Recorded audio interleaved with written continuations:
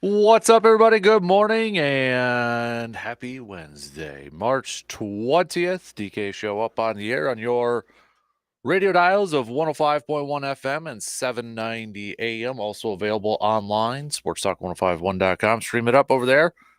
Got your app, you got your smart devices, video stream up and rolling, Facebook, YouTube, Twitter. Make sure you're following along on the YouTube page over there, too.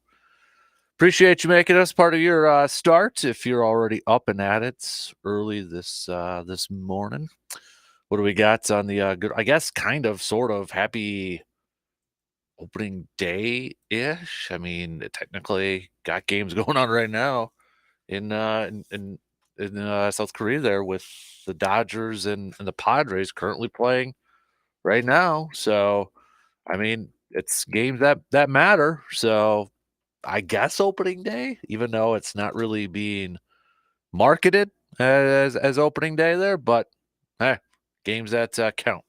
Well, that's what we like, right?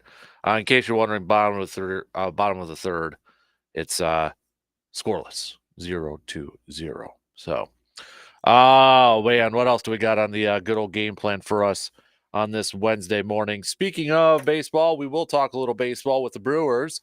Just 7 more games left to go in their spring training.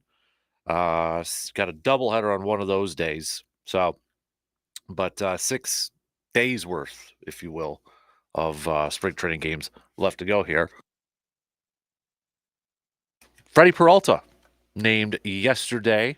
No big surprise, but finally becoming officially official, if you will. The Brewers announcing that he will be their opening day starter. Again, no big surprise there. But now that's in the books. Yeah, after that, we'll see how the rotation kind of plays out. I know Wade Miley is going to get some game action tomorrow. Going to get the start tomorrow, but we'll see if he's going to be ready to go starting in that opening day rotation, opening weekend rotation, however we want to phrase it. There's been some chitter chat. Maybe he might miss that first time through, maybe the first couple times through. But we'll know a little bit more in the coming days here. Otherwise, it could be Colin Ray that could be the next man up here for the Crew. Colin Ray yesterday in the Brewers win against the Guardians, it was 8-5, but Colin Ray went 4 2/3, giving up 9 hits, 5 earned runs, couple strikeouts, and 1 walk. So, but speaking of the Brewers here, we've been talking about some pitching, we've been talking about Freddie Peralta, we've been talking about, how he's definitely, kind of maybe, I know, was it last week or maybe a couple weeks ago, we talked about, in terms of like wild card in a sense of, it's kind of open to interpretation how you view it. If he's like on and if he's pitching like a real number one and he's an all-star, I mean, just how different could this team be? And if he's not, if he's subpar, is this what kind of holds the team back from going to the postseason? We talked a little bit about that. We've talked about Jackson Cheerio and such. I want to throw a question out to you and get your feedback on this. But what, or excuse me, who do you think is the most? I think the best way to describe it is probably using the word critical. But who do you think is the most critical offensive player for the Brewers? Who do you think is the most critical offensive player for the Brewers this season? Or who do you think it has to be, or who do you think has to be that guy? Not necessarily the best. I'm not looking for, maybe who do you think is the best offensive player, but that guy that's going to be crucial to the lineup. Is it a guy like, Reese Hoskins, who you're going to put in that third spot, maybe in the cleanup spot, depending on how they go? Is it Willie Adames? Is it still Christian Yelich, whether he's going to continue to bat leadoff or not? Could Jackson Churio or somebody else, could Sal Frelick eventually take that spot over there? Is it Contreras, Silver Slugger? winner from last year there. Who do you think is the most crucial, critical offensive player for the Brewers this year? Again, it doesn't have to be who you think the best offensive player is, but it's that dude, that guy that, you know what, if he has a solid season, it makes maybe a world of difference within this lineup. Or maybe just a little bit of a difference in this lineup that could help propel the team to get to the back to the playoffs. So think about that for a hot minute and hit me up with a text, all right? On that Shoe Doctors bullpen line, 715-830-1912. So we'll talk some baseball coming up here. Bucks, huge game tonight. Huge game tonight. Visiting the Boston Celtics.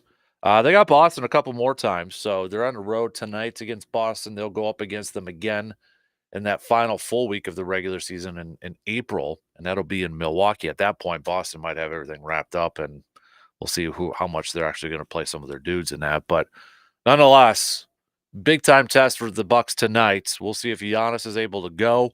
Would love to see this Bucks team at full health going into the Boston and seeing how they match up and such. But nonetheless, this is a exciting game, big time game for the Bucks, who just have 14 games left of the regular season. Majority of them are going to be going up against playoff teams currently in that postseason picture. Again, Boston is the only team to have clinched a playoff spot in the entire NBA. And they're rolling right now. They've won 6 in a row. They're 8-2 in their last 10 games. So Boston right now playing some really good hoops as we start to wrap up the last few weeks here of the regular season. So we'll break this down, take a look at this game. How much stock are you putting into this game? How much stock are you putting into this game in terms of maybe a matchup, potential matchup, series matchup in the postseason? Right now, Bucks are holding on to that 2 seed, just a little bit over Cleveland. If they finish off 1-2, Boston's going to get the 1 seed. But if Milwaukee gets that 2 seed, could very well see Boston and Milwaukee meeting each other in the Eastern Conference Finals. So with this maybe being the last, litmus test between these two teams, because again, I feel like by the time Milwaukee and Boston are playing, in April, Bucks have 3 more games after that. Boston might just be taking it kind of casual, not to completely shut guys down, but I don't think they're going to be stupid about it either. But nonetheless, if this is going to be the last time we see Boston, where everybody's kind of whoever's available, you're going to play. How much stock are you putting into this game in terms of like, all right, if the Bucks look good in this game, if they win this game or they look good in this game going into Boston, I'm going to feel better about their chances if they meet in the postseason. Or maybe you're like, okay, if the Bucks go into this thing and they just look absolutely putrid, I'm not going to have any confidence whatsoever when they meet in the postseason, if they meet in the postseason. Or maybe you don't put any stock in this game at all. Where are you kind of at? I'm kind of, I'll tell you right now, I'm kind of at, obviously I want to see a Bucks win, but I want to see the Bucks go in there and not be intimidated by the Celtics, not going into Boston and showing that, hey, Boston, you ain't going to cruise through this Eastern Conference. Okay. You're probably going to get the 1, and you've got a 10-game lead over us for that number 1. Congratulations, you've won the regular season. But we're not going to be intimidated by coming into Boston. We're ready for a fight. We're ready for a battle. And I want to see this team playing with a lot of confidence tonight. And I want to see this team showing that they can go into Boston and win a game. Because I feel like if it is Bucks Celtics in an Eastern Conference Finals, there's no reason why that series probably won't go 7 games. I mean, it instantly looks like it could be a pretty darn good, pretty darn entertaining series there. It's just can the Bucks go into Boston and maybe steal a game if it comes down to it? I mean, if they want to win that series, they're going to have to steal a game in Boston. And I know maybe I'm putting a little too much stock into, you know, game number whatever, one of the final 14s here, but this is going to be a good test for them, and I think, at least for me, it might help determine my confidence. Could they go into Boston? Can they beat Boston in a series? I don't want to say one game's going to define it because, I mean, it's the NBA, and how many times have we seen just ridiculous blowouts or ridiculous games and such? But let's give us a little bit. Like, I want to see a battle. I want to see this Bucks team go in there playing with a lot of confidence and showing the world and showing the Celtics too that, hey, you got to deal with us if you want to get through this Eastern Conference. And also just kind of providing the Bucks maybe with a little bit more confidence going into this thing too. So we'll hit that up. And the NCAA tournaments officially kind of began with the first four getting played last night. Wagner defeated Howard. Colorado State dominated Virginia last night. Brackets, I believe you could still sign up. I believe you could still sign up and fill in your brackets at our website, sportstalk1051.com. Just click on that Fan Cave tab, or if you want to get the link sent to you directly, just text the word bracket, BRACKET, that word alone, and the link should be sent to you. Still looking for just a couple more teams, or I should say, still looking for a couple more people to partake in our bottle cap challenge. Each of you get two teams. So we randomly selected teams, random generator, used the rankings from the NCAA. They ranked and seeded all of the teams on here. And anybody who got maybe a play-in or the first four, if you want to be technically correct, you got both those teams. So wasn't going to penalize. So if somebody had Virginia, no, you either got Virginia or Colorado State. But nonetheless, still looking for a couple more people. So if you want to partake in that, let me know. That way I can give everybody their teams. But what I was saying was we randomly selected them. So like everybody got a team 1 through 32, ranked 1 through 32. And then everybody got a team ranked 33 through, the end there. Trying to make it even there. Randomly selected, but that's how we kind of broke it down. So if you want one of those bottle cap teams, just hit me up with the text, okay? 715-830-1912. Just tell me, hey, I want a bottle cap team, and I'll give you the two teams right then. You don't need to sign in or sign up or anything like that. So we'll talk some college hoops, though, as we get ready for Thursday tomorrow with to me, that's still the opener. Sorry, no offense to the first four teams in. So, but we'll get to some college hoops in that. Maybe we'll throw a little football talk in there. Not a whole lot going on in the world of the NFL at this point in time, especially when it comes to the green and gold. But maybe we'll see if we got some time. Maybe we'll throw a little football chat in there. We got another Business of Sports edition brought to you by Security Financial Bank. Another classes in session. We're going to hit up the NCAA tournament, little history on the NCAA tournament on that.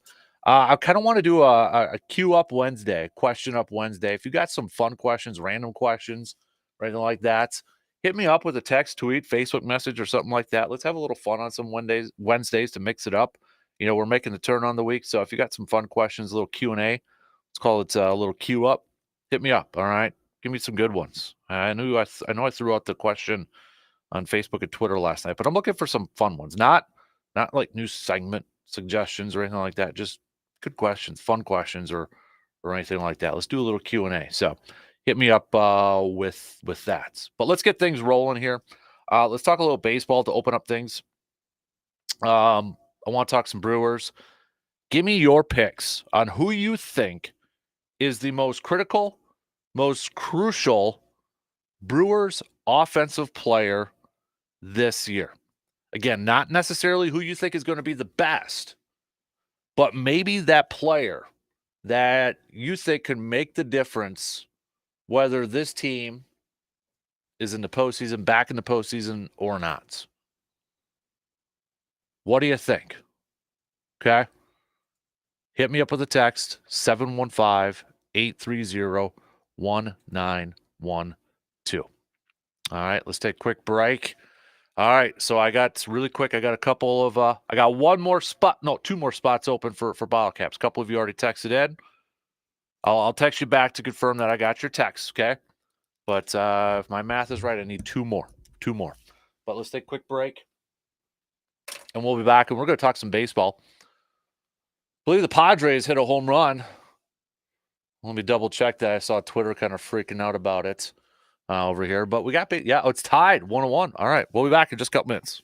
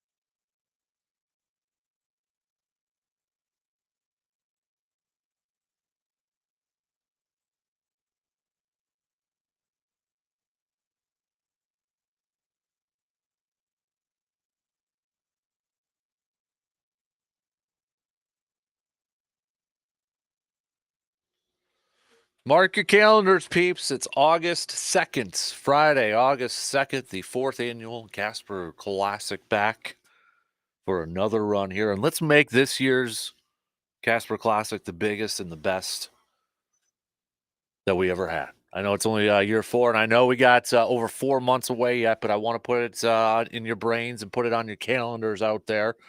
Huge thank you to everybody who's already signed up, teams out there interested in sponsoring, becoming a whole sponsor or such, or donations like for raffle prizes or what. I've got a goal in mind. Okay, I got a big goal in my head. I don't know if I want to reveal it yet, but I got a big goal in my head that we're hoping to raise for the classic, the biggest one yet. Because you know what, I want to help out a bunch of people this year. I want to help out a bunch of kiddos. I want to help out a bunch of people chasing their dreams and accomplishing their goals. So let's make this year's the best. All right. Let's make this year's the best. So interested in maybe potentially sponsoring up a hole or helping out donation wise or whatever. I'll take you. You know what? Reach out to me. We'll talk. All right. We'll talk. So you can hit me up with an email or just shoot me a text with your email or whatever is easier. But again, a big thanks to all of you who have signed up teams.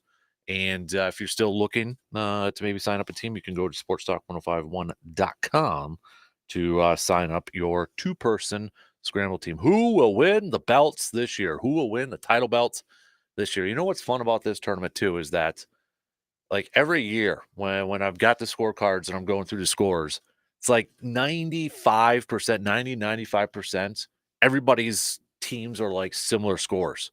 And whenever we've given the winner their belts, they're surprised they won because that's the tournament I want. I want everybody as close as possible, just having fun, but it's all for a good cause too. So all right, let's get things rolling here this morning. I will get back to you. Check your texts, okay? A couple of you I haven't texted back yet, but I'm waiting to hear back from one texter for this for this bottle cap challenge. Okay, one texter has not texted me back yet. I'm going to give you 10 more minutes because right now it's full up. All right, it's full up.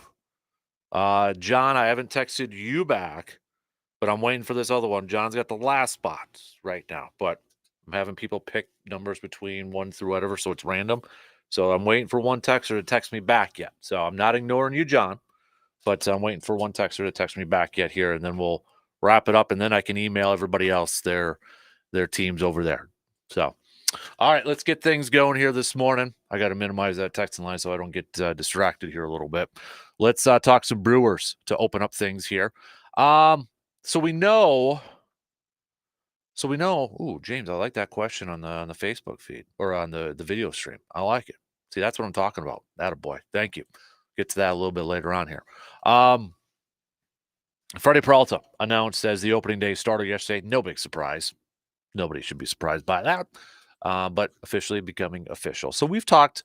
Yesterday we spent a good amount of time talking about Jackson Cheerio. He's on the opening day roster. We've talked about Freddie Peralta in the past.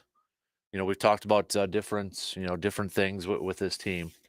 And the Brewers, we know this offseason have made moves to try to improve, try to shore up their offense. Last year it was all about defense and pitching, and their offense suffered. You had Christian Yelich having a solid season. Contreras won Silver Slugger. But after that, it was a lot left to be desired. And I think that's probably putting it politely. So they bring in Hoskins. They sign Gary Sanchez, backup catcher, DH role over there. Jackson Cheerio is going to be on the opening day roster. We've got, Sal Frelick getting another year. Weimer, we'll see if he's going to be on the opening day roster. Garrett Mitchell's back and healthy. Can Christian Yelich take another step? Can he build upon what he did last year? Can Contreras continue to get better? Pat Murphy sure feels like he's going to continue to get better and perhaps be the best catcher in the National League. But when we look at this lineup, this offensive lineup, who do you think is most crucial or most critical to the success of this team? And again, it doesn't necessarily have to be the best offensive player. It doesn't have to be the best offensive player in this. It could be, somebody like, you know what? They just needed a middle of the order bat in that 5 spot just to kind of solidify that. Because remember, well, man, it would have been like the 10s, 11s, 12 teams. Wait, yeah, 9, 10, 11, 12 teams over there. You had Bronny, you had Fielder and such. You had Corey Hart, Case McGee, Ricky Weeks. But there was always this one of the things they'd struggle to find consistently was who's going to bat in that 5th spot. You had Corey Hart doing it a little bit. You had Case McGee had that really good year there. But it was kind of like they just never could consistently find who was going to be that protector to Prince Fielder in the cleanup spot. And that 5th hitter was always kind of evolving. McGee had that really good, solid season. And I know Corey Hart did it a few times over there, and more than a few times, but it was kind of always adjusted, if you will. So I think we know some of the better offensive options on this team, some of the better hitters on this team. But who do you think is maybe the most critical or crucial to the success of this team? I'm going to go through a few names with you, and you tell me which one you think is the man. Is it Sal Frelick? Sal Frelick, you go on, probably going to be spending some time playing third base, even right field. It's going to be a pitching matchup sort of thing. But is he a guy that could be crucial to the lineup in terms of offense because, getting on base, but utilizing his speed to maybe steal some bases? Top of the order type of guy, or maybe in the middle part of the order. But is it a guy like Sal Frelick? Doesn't have the biggest pop, doesn't have the biggest power. He's not probably going to get you 40 some home runs in a season. But in terms of getting on the base and utilizing his speed, could he be that option? Same for a Bryce Terang. You want to go to baseball perspectives and projections that we've had all spring training. Him and Jackson Cheerio were the top 2 outside the top 5. Remember, it was a few weeks ago, they said predictions who was going to lead the league in stolen bases. They had their top 5, and then they had like some dark horse candidates. And the top 2 was Jackson Cheerio and Bryce Terang. So is Bryce Terang a guy maybe at the bottom of the lineup for this team, the most crucial, because he is a threat to steal bases. But the thing is he's got to get on base at a consistent rate to steal those bases. And if he does get on consistently, well, then you're flipping over the lineup to the top of your order, and you've got a consistent base runner on there, speedster, that's going to help you produce some runs, more runs this year. So is a guy like a Sal Frelick or a Bryce Terang or maybe a Garrett Mitchell that could be in a similar position to that, where you're utilizing their speed. You want them to get on base so they can utilize their speed and maybe steal some bases. Is it one of these youngsters? I'll throw Jackson Cheerio with that group too. It's almost kind of like different groups here. So we'll throw Cheerio in there too. Is one of those most crucial players to this offense, one of those youngsters, because once they get on, we're assuming and we're hoping that we're going to see this team be more aggressive on the base paths, stealing bases. Or is it still Christian Yelich, assuming that, he's going to batting at leadoff? Maybe it goes down to the 3 spot, depending on how Cheerio maybe kind of starts to develop, or a guy like Sal Frelick or Bryce Terang, and maybe they want to get those guys up there. But maybe initially at the beginning of the season, you might see Yelich continuing to hit at the leadoff spot. Is Yelich the most crucial offensive player for this Brewers team? Last year, you look at his numbers, got a little bit better. I think we should stop expecting or hoping to see what numbers he put up in 2018, 2019. I think that's kind of in the books. But last year, he hit 19 home runs, 28 stolen bases, hit for 278, had an OPS of an 817. So far this spring, in 24 at-bats, he's had a couple home runs. He's hitting 333. And his OPS is a 1.054. Put him in bubble wrap and get him ready for the season, please. But is he a guy where, all right, if he's going to, is he most crucial because either at the leadoff spot, getting on base, stealing bases, or maybe you put him at a 3 and become more of a run producer if you got those speedsters at the top who are getting on base, do you want a guy like Yelich hitting in that 3 spot to get him across the board, to move those runners? So is it still Yelich? Or is it Contreras? Contreras, as we mentioned, Silver Slug winner last year. Everybody's high on him, and Pat Murphy's one of them. Big time high on him. Thinks he could be the best catcher in the National League. Still really young, 26 years old. Last year, 289, 824 OPS, 17 dingers. So far this spring training in 38 at-bats, couple homers, 316, 903 OPS. Is he that typical two-hitter that you have in your lineups now? Or is it Rhys Hoskins? Rhys Hoskins, the free agent signing coming over, the Brewers hoping that he is that guy that will provide a little bit more of the pop, the power in this lineup. Last year didn't play after tearing his ACL, but the year prior in 2022, he hit 30 home runs, batted 246, 79 RBIs for the Phillies. So far this spring training, couple home runs, just 179. But is he the most crucial player in this offensive lineup in your batting order? Because he is the guy that you're counting on to maybe be that home run threat, that power threat that you want in your cleanup spot, your 3 spot, 5 spot, wherever it may be. Or is it Willy Adames? Willy Adames last year was probably, offensively speaking, one of the more disappointing players. He did have 24 home runs, had 80 RBIs, but just 217 batting average, an on base of a 310, and an OPS of a 717. I think we all wanted to see him be a little bit more consistent at the plate and getting on base more.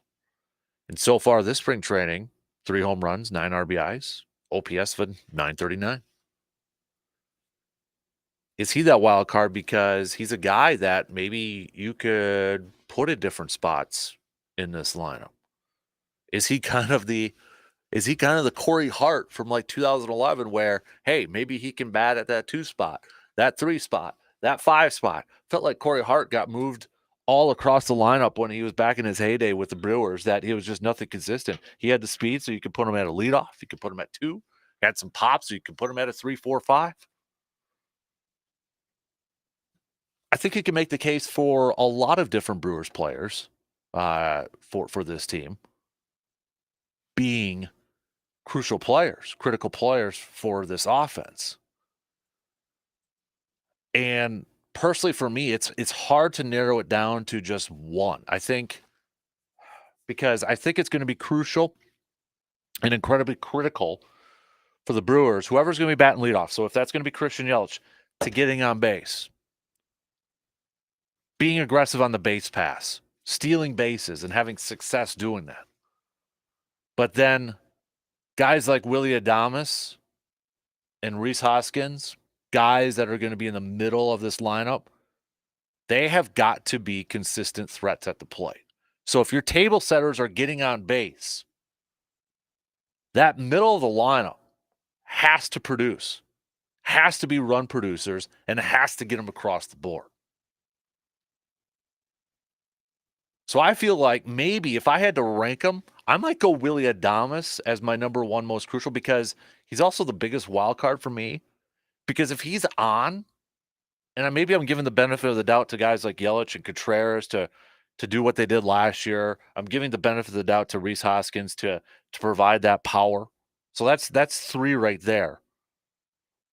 And if Willy Adames can improve his offensive numbers or just be a little bit more consistent, I think that allows you to be a little bit more flexible with your lineup.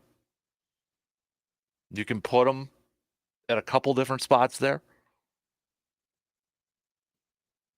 I might go Willy Adames. You can make the case for I honestly thought I was going to go Rhys Hoskins right away just because, okay, we got to get that power in that lineup. And if anybody wants to go Rhys Hoskins, I wouldn't argue at all.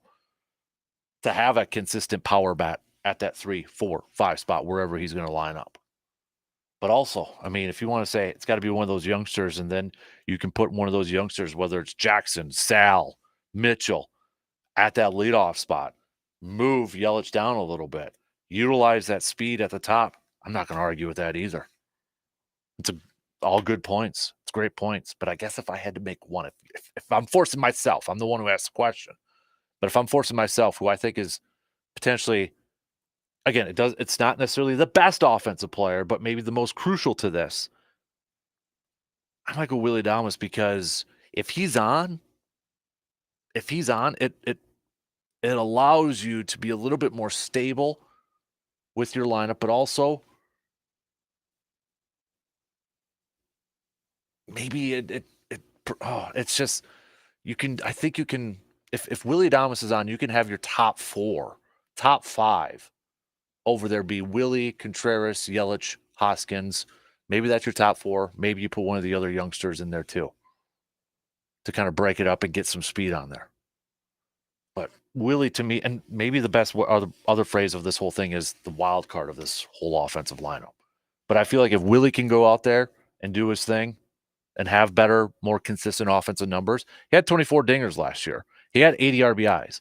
But if he can get that average up, even to his career average, about 247, I think that makes a difference within this lineup.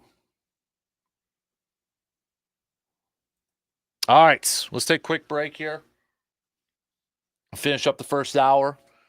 Who do you think is the most critical, crucial offensive player of this Brewers lineup? Let me know. We'll be back in a few minutes.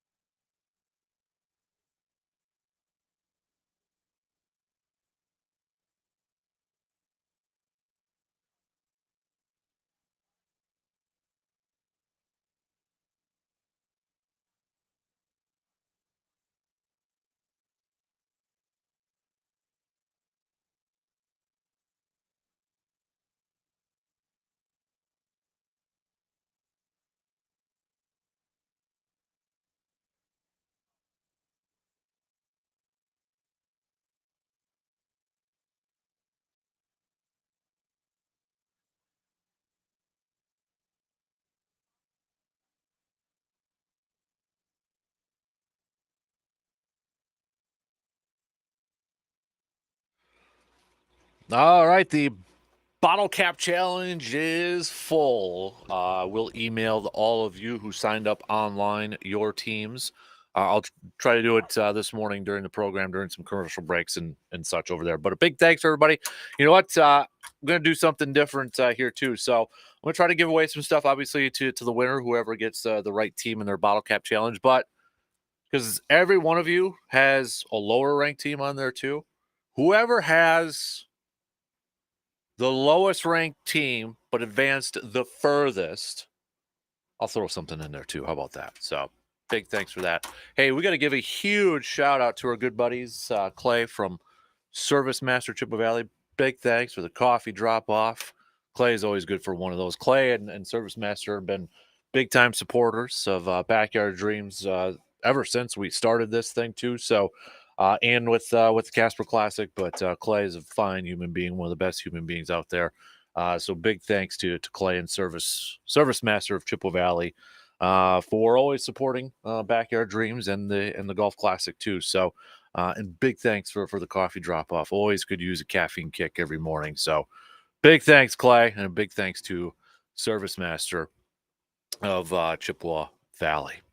All right. This is where I kind of thought it would go. We got a mixture of people picking their most crucial, most critical Brewers offensive player for this season. Again, not necessarily looking for the best, who you think is going to be the best player, but maybe the most crucial in terms of importance to this offensive lineup. I'm going to go through. I mean, we've got a couple Rhys Hoskins picks. We've got a few Willy Adames picks. We've got a couple of Christian Yelich picks.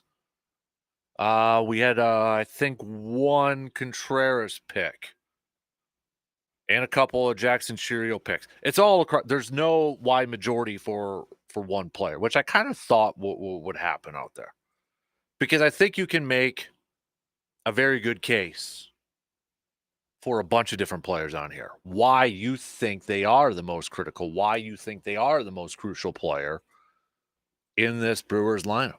You know, a couple of you saying it's Rhys Hoskins because finally maybe got some power in that cleanup spot, in that 3 spot. Others of you have said Willy Adames because if he can improve or be more consistent at the plate, it solidifies the lineup, makes it more consistent. Those, I'm just kind of paraphrasing everybody, but a couple of you said one of the youngsters to take Yelich, move him down a little bit in the lineup, but have some speed on the base pass and really be aggressive in trying to steal bases. And to be fair, I mean, Yelich did steal his fair share of bases, yes, last year. But I think I get what you guys are saying too. You know, you got like a Jackson, a Sal, a Garrett, maybe a Weimer up there, a little bit more speed, a little bit more dangerous on the base pass there. So, yeah, I get it. I totally get it. So, good picks overall. Appreciate that. Keep sending those on over. G-Man a little bit earlier. Brewers have had a good spring training this year. Fastball Freddie to get the first win for the crew. He will also have to go with Willy Adames. Bucks Bucks will win 129 to 122. Fear the deer. PSS, this will be the best Casper Classic, August 2nd. Yes, sir. All right. We'll continue some more baseball talk coming up a little bit later on here. We're going to talk some college hoops with the brackets. And I know the tournament kind of officially began yesterday with the first 4. We got a couple more games tonight. Really kicks into gear tomorrow on Thursday. Does anybody have any traditions when it comes to the NCAA tournament? Like outside of doing a bracket, maybe. Do you do anything? Some people take the whole, maybe take Thursday and Friday off. We know Brandon, our good buddy Brandon Berg, as my headphones just fell off. Brandon Berg always does buffalo chicken sliders, I think it is. Or is it wings? I'll have to double check with him. Anybody got any good traditions when it comes to the tournament? Or anybody got any plans this year for watching the tournament? This is when I really miss being in college, because I think UW-Eau Claire is on spring break this week too. But this is when I miss being in college, having spring break this week, and then Thursday and Friday, me and the My roommates just posting up, having a couple TVs up in the living room there, and watching nothing but basketball all day, firing up the grills or maybe ordering some pizzas and such. And now I know the weather, kind of coming up here may factor into that a little bit. You might be stuck indoors, kind of having to watch some hoops and such. But I know some people have certain procedures this time of year, so they can take off of work and watch some basketball. Just remember, frozen peas is what I hear is a good thing there. But nonetheless, you got any good traditions, or you got anything planned for when it comes up to the brackets? I'll admit, like I used to really, this was like my favorite thing. I think in a sports calendar, like this was what I used to in college and even in high school.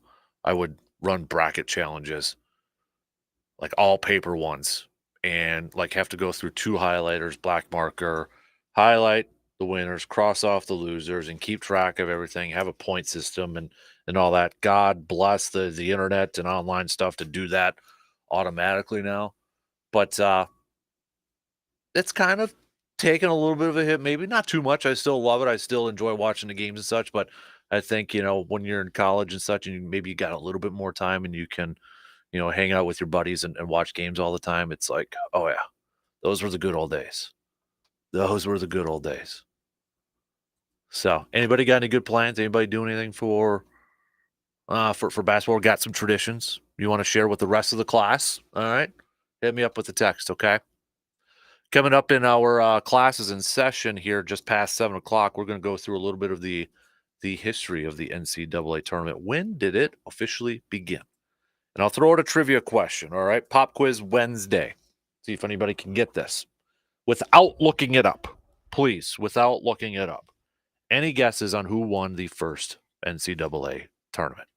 If you got any guesses, hit me up with a text.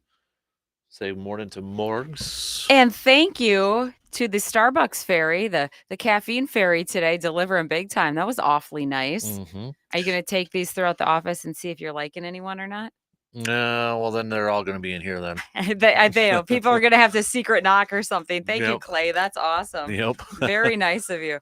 So what was more stressful for you if you had to put the stress quotient up, bracket time or fantasy football? Oh, bracket. By far? I'm not a big fantasy football. Even when you were younger, though? When the internet first started, I was big in Yahoo Fantasy sports. Okay. Like I had leagues and everything, even golf and NASCAR. Oh, so was that more stressful than getting the papers and the highlighters and everything stacked up for your brackets in the day? No, it still was brackets. So are you feeling that stress now? Nope. Because I was walking into the Y yesterday to teach, and there was the person working the front desk all hunched over, paper, going, "Oh, I'm so stressed out." And I'm like, "Work today? Brackets." I'm like, "Geez." I only do one, too, the bracket of integrity. Yeah? Too many people do like 5, 6, 7 of them. I only do one. And how are you feeling about it today? Strong this year? You know what? I did mine quicker than any other year. Usually I have a process.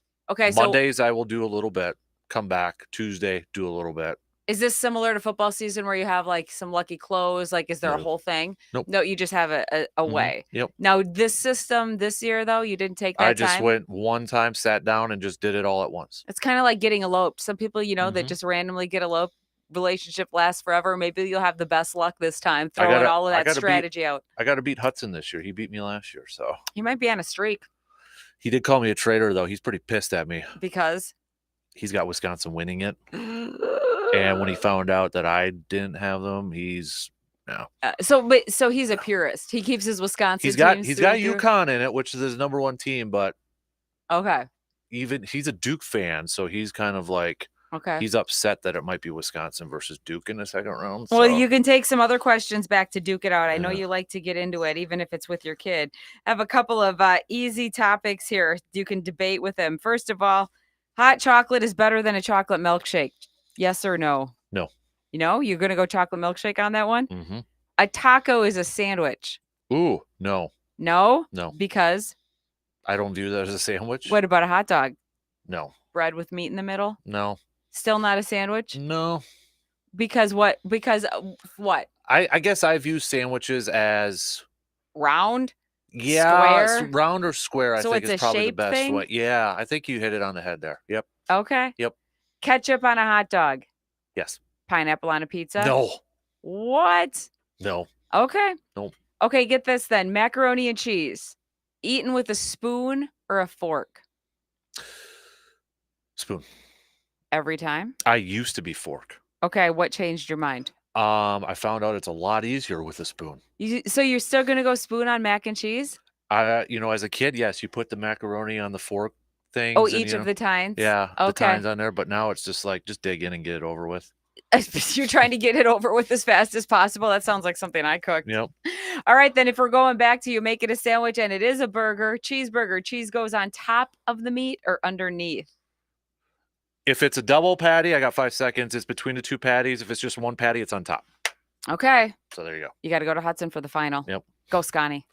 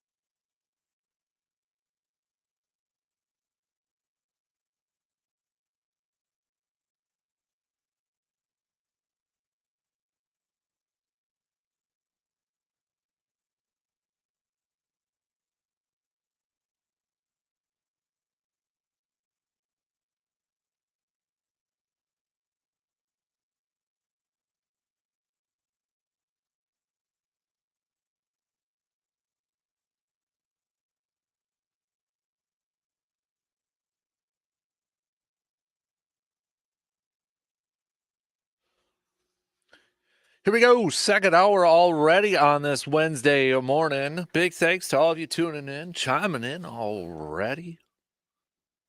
Appreciate you making us part of your start on this Wednesday morning. Jake from State Farm making homemade pizzas after work tomorrow in the new propane pizza oven, along with some garage beers for the NCAA tournament. It's tradition unlike any other in Wisconsin. Got to have a fridge with garage beers, no doubt about it. So, we're going to get to some more NCAA talk coming up here in just a second as part of our classes in session for this Wednesday morning. Plus, we've got a business of sports brought to you by Security Financial Bank coming up just past 8 o'clock.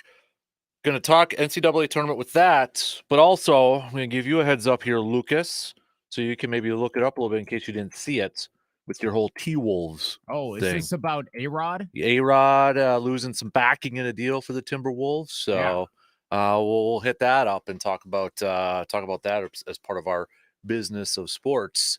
Brought to you by Security Financial Bank in about an hour from now. Got your brackets done yet?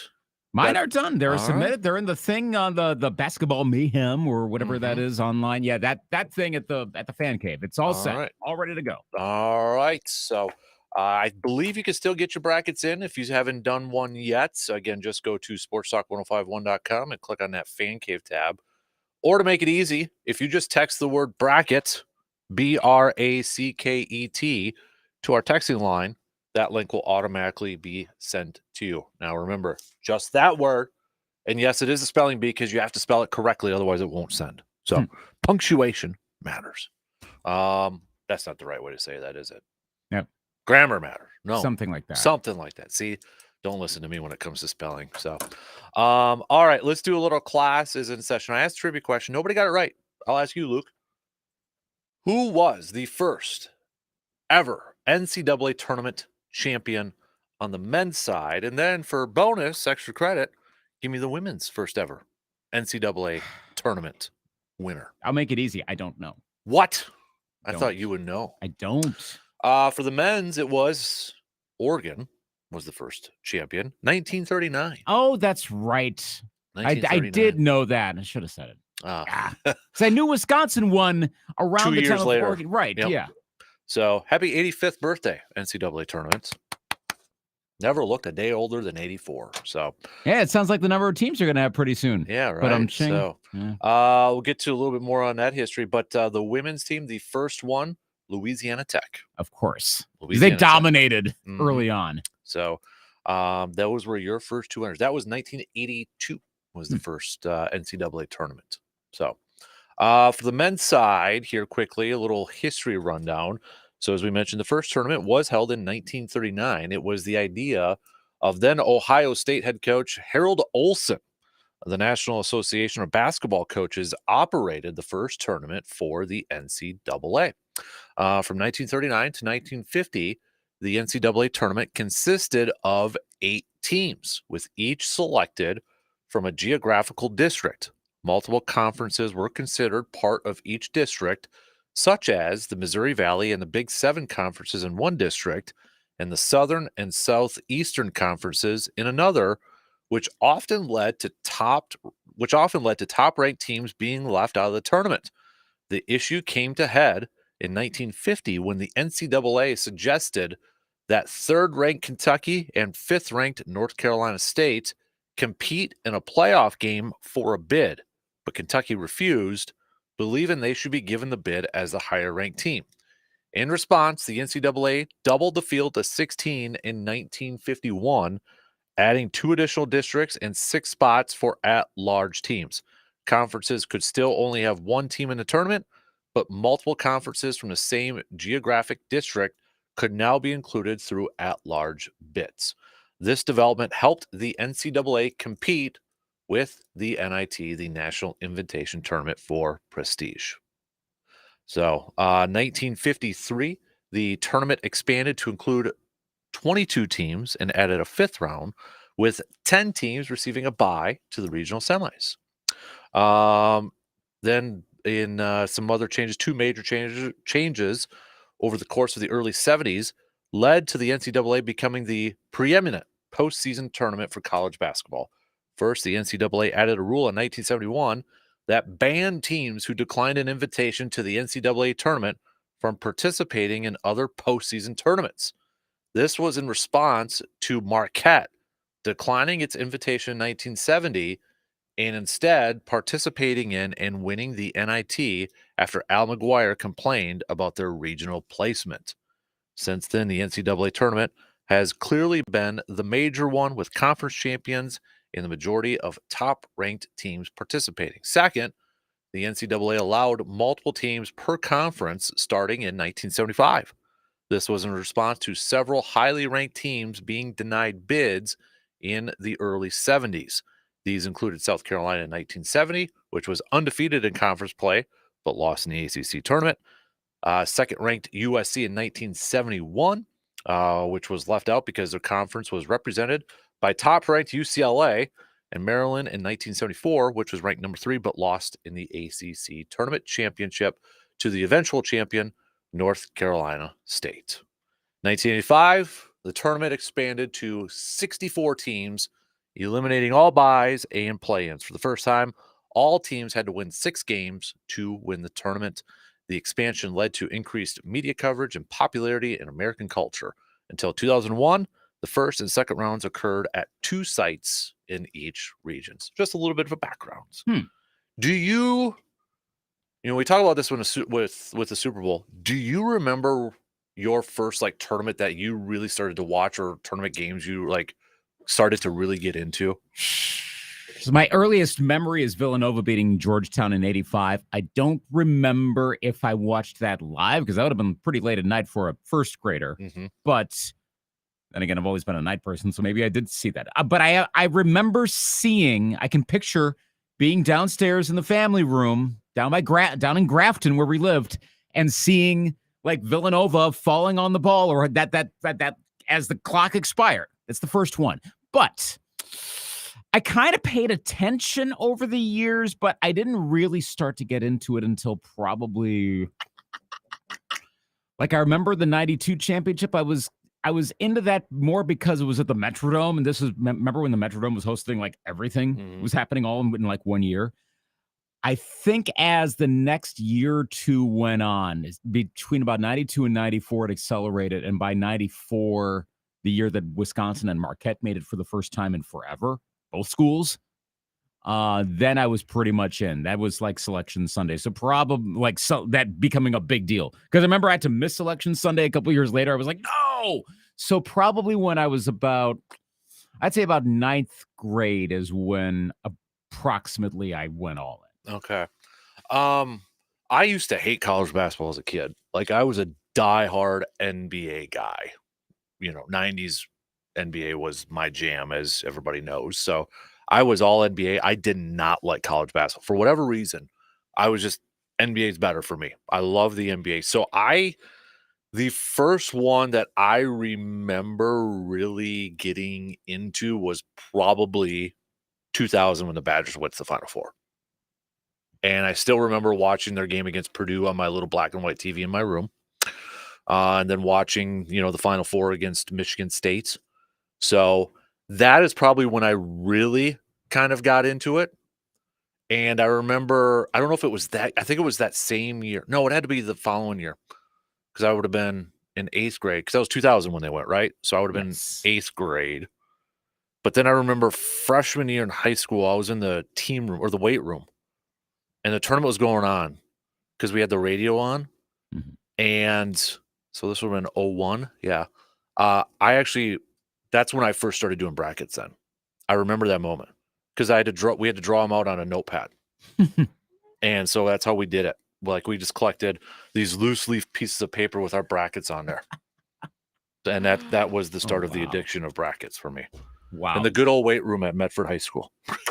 Oh my gosh. Yeah, my first memory of doing the brackets is I think my dad would bring home brackets from the TV station because they would be doing, I think they were starting to do tourney pools over there even in the mid 90s, but I wasn't quite into it. But my freshman year at Luther, that's the one that hooked me. So that was the year Minnesota, despite what the NCAA insists, they actually did go to the Final Four that year. It was that tournament. And I remember being absolutely fascinated by, it was like the RA's roommate was running the pool and he had like everything all spreadsheeted out. Again, this is before you could just go to CBS or ESPN and everything took care of itself. And getting the regular updates on, wait, where's everyone ranked? It was like so fascinating. And like, I wanted to run tournament pools. And I did hear it at the radio station for a long time because I found it fascinating. I'd like every night, like go through and like mark off, okay, where are the rankings? Who's leading? And all that sort of stuff. So that was the year I got hooked into doing tournament pools, was the 97 NCAA tournament. Yeah, I remember, doing all that. How many highlighters I went through and black markers and all that. Yeah. I don't miss doing that, to be honest with you. I don't miss it. Really? No, I don't miss doing it by hand. Nope, not at all. Yeah, I mean, well, it's gotten easier now. You can just click. Like, Well, you can be because done then really you had fast. people, bugging you all the time. Where am I at in the standings? Where am I at? And I'm like, shut up. You'll know when you know, okay? Just shut up. God. So, but that was like really, I mean, it was the internet, but, not like what it is now. You couldn't do, for whatever reason, it hadn't been developed yet. Mhm. Now it seems obvious in retrospect, but yeah, well, yeah. So I remember like doing that bracket in the weight room, but I think I filled one out also in 8th grade because I actually, I think I did fill one out in 8th grade because I didn't know what the hell I was doing. But I had Wisconsin in the Final Four because I'm just like, why not? And that's when they went to the Final Four. Oh, wow. Because I remember that. I had them, Michigan State's, playing each other. I probably picked Wisconsin to win just because I'm like, what? I don't get this, whatever. I'll just do it, sort of thing. So, and that's the one year that happens. Yeah, where they kind of fluke their way up. Mm-hmm. But yeah, I still remember watching that game against Purdue. Gene Katie on the sidelines there too. So, good old Mateen Cleaves with Michigan State's. I believe was Kirk Penny on that team for Wisconsin. I think so. Mo Pete, M.O. Pete. If anyone remembers the national championship, we're all like, thanks, Jim. Yep, that's how you spell. In retrospect, I know what he was going with the whole M.O. thing. Yeah, but like, Nance gonna Nance. Yeah. Who do you have in your Final Four? I have, let's see if I can remember off the top of my head, because I have UConn beating Kentucky in the national championship. Okay. I'm fairly chalkish with this one. So you did go fairly chalkish. I did. Right? I wanted to pick upsets. I'm like, I don't know. Like, I gotta really believe in a team to do that. Otherwise, I could just, like, I did have some 12s and 13s. Like, I think I had the College of Charleston going on a bit of a run because these things are going to happen. So it's almost like throwing stuff up at the wall and seeing if one of them is going to stick. But UConn, Kentucky, did I have North Carolina? I did. And then was it Texas or Tennessee or one of those? I'm blanking. I'm thinking Tennessee probably. They were the 2 seed. So, or did you have Texas making a run as a 7? Yeah, because which one do I have? I'll look it up. Okay. Because it's in the basketball, so I suppose anyone can take a look at it right now at the Basketball Mayhem at the Fan Cave at sportstalk1051.com. So I'll give that a quick look here, and I'll tell you what exactly I've got. Mine, I might as well tell you, is I've got UConn, and I've got I'm going in, so UConn in the top, and then I'm just doing it visually. Arizona, Kentucky as well, and I did go Purdue, even though I'm not confident in it. UConn over Purdue. Okay. So I'm not confident in Purdue at all, but I mean, ultimately, I'm hoping that, I shouldn't say I'm hoping because I don't want Purdue to win it, but my mindset was like, okay, at some point they've got to at least make a run, you would think. And everybody says, well, this is the year because it's set up nicely for them, but they'll probably lose in the first round again. So, yeah. Okay. So, here we go. Final four: UConn, North Carolina, Kentucky, Purdue. Okay. That was it. Oh, you did have Purdue? I did have Purdue. Okay. Yep. So we're the same besides North Carolina and Arizona. Mm-hmm. And who's in your champion? You had UConn over Kentucky. I had UConn over Kentucky. I have Marquette advancing one round, I believe. Let's see, because another early ouster for Marquette. And I know they've underwhelmed me this year. I've been surprised by their ranking, and I have them losing in the round of 32 to the winner of Colorado versus Boise State. Just tonight, right? Yep. Yeah, because Colorado State won last night. That's right. Seeing a lot of Virginia flack this morning. Oh, yeah. Lots. Was it Seth Greenberg said it's embarrassing for the ACC? Yeah, So. Wally Zerbiak went all out. Seth Davis went all out. Like, I mean, what? Well, I mean, who's gonna? I mean, unless you're a Virginia fan, I get. Maybe there have been some Virginia fans who are like, what? I got Wisconsin losing in their first game. You went with the 12-5 upset. I'm going with James Madison. The way that James Madison was described, because I haven't exactly been closely following James Madison basketball this season, but based on the matchup, as I understand, and I know, like, did you watch the Selection Sunday show? No, because I can't really stomach too much. No offense of Seth Davis. Okay, so. Understandable. He's an acquired taste for some. And I know he went hard against Wisconsin. He did, but that seemed to be a very consensus pick pretty fast. But even around that, Wisconsin wins by 10. I'll tell you, I'm really push the button right now. Wisconsin wins by 10. Whoa. Okay. Yep. Covering and the whole works. Picks and predicts all done right there. Yep. Dang. Wisconsin wins by 10. Wow. It seems like a bad matchup. I see. I don't know if Wisconsin's going to be as hot as they were last week. Does that cool? I don't know. We're all guessing. I don't know. Yep. How far do you have Wisconsin going? Losing to Duke. Oh, gosh. Second round. Again. I've been called a traitor for that, though. Well, I mean, by my son. Okay, now and his second favorite team is Duke. So. Right. Okay. Well, you see it. Yeah. Two things. A, he's a pseudo Dookie. No offense, but he is. Two, which bugs me. Bugs a lot of us. Number two, you're being real. I mean, you're not. It's a sheet of integrity. You're not going to be picking Wisconsin to homer. You're in this to win this. That South region is the spiciest division for me because you've got Houston, you've got Marquette, you got Kentucky, you got Duke, and you got Wisconsin. At some point, all those teams were ranked in the top 10 in the polls. Gosh, when you think about it. At some point, all those teams were ranked in the top 10. Wisconsin was at 6 at one point. Marquette's been up there. Obviously, Houston, Duke, and Kentucky have been up. I mean, if these teams are playing at their best, like if they play at their best at any point that we saw them this year, honestly, you can make a case for a few teams coming out of that one.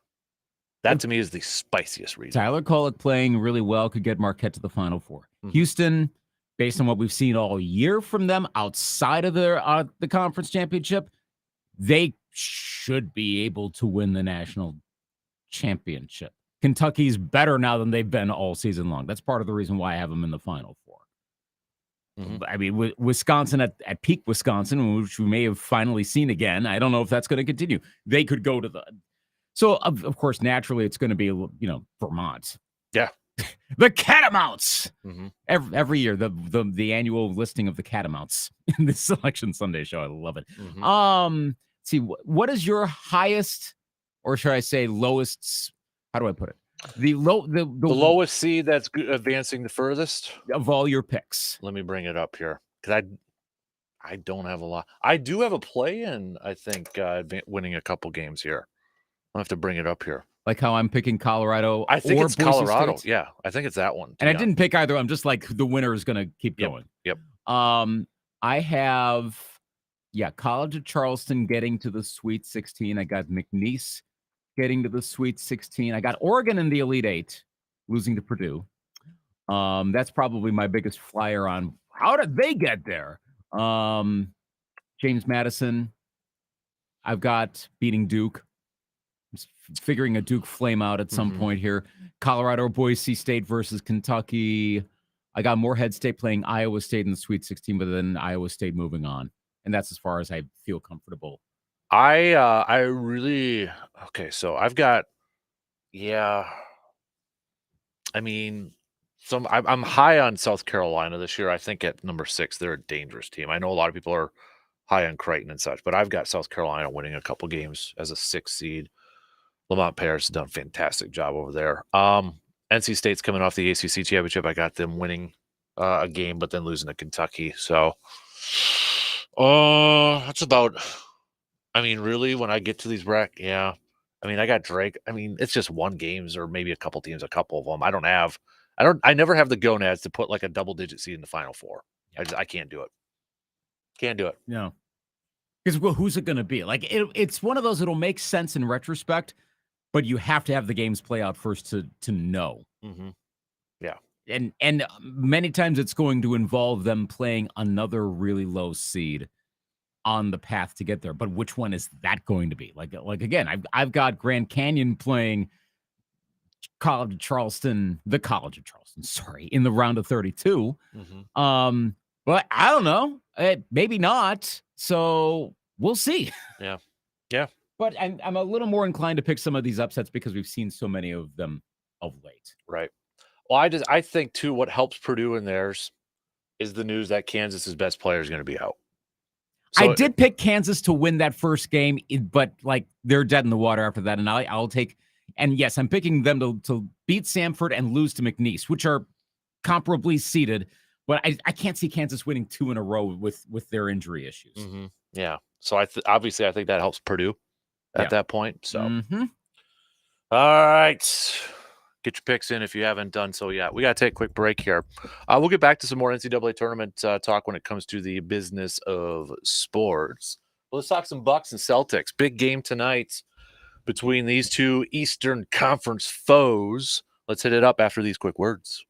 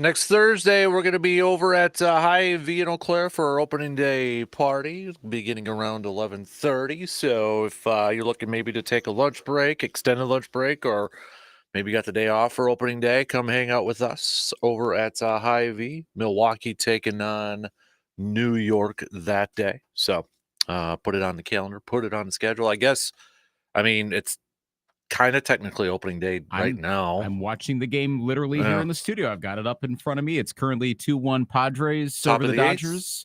Top of the eighth. Bases loaded, top of the eighth. Looks like the Padres are about to blow yet another one-run game. Already here in the first game of 2024. Yep, I got it live from Seoul. This is really cool watching an actual real regular season baseball game at 7:33 in the morning. And my gosh, the players' legs through the pants look incredible. Kidding. It's the whole see-through pants thing. Actually, I can't see a thing. Good. Yeah. Okay. They're probably wearing last year's pants still. Yeah. So, yeah. But technically, I guess it's kind of opening day-ish. So, because these games do matter, if anybody's wondering. So this counts. If the Padres blow this year, I haven't seen Ohtani up yet. I know he got a single in his second at bat, first at bat, one of the two. So, hey, is that a grand?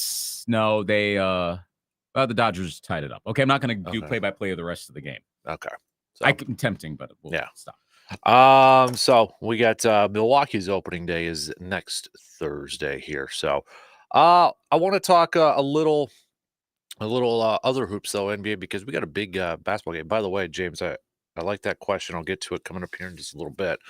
But Bucks taking on the Celtics tonight in Boston. Milwaukee just has 14 games left in the regular season. When you put it like that, 14 games left, it's like, holy crap. Boston's the only team that has already clinched a playoff spot, as we said the last couple of days here. Some teams have already been eliminated from playoff contention. Boston's up 10 games over the second place Milwaukee Bucks, so I think it's safe to say Boston's, kind of in a good position to get that one seed here. But I view this as a game that, and I know Boston and Milwaukee play again one more time, but it's the final full week in April, and at that point, Boston might be in a position where, they're getting some guys some minutes, but they don't really have to play a full game and just make sure they're healthy and rested for the postseason. So I view a game like this, at least from a Bucks standpoint, as I think a big game in terms of okay, if the Bucks can go into Boston, because if it is Milwaukee and Boston for the Eastern Conference Finals, Milwaukee has to take a game, at least a game away from Boston in Boston.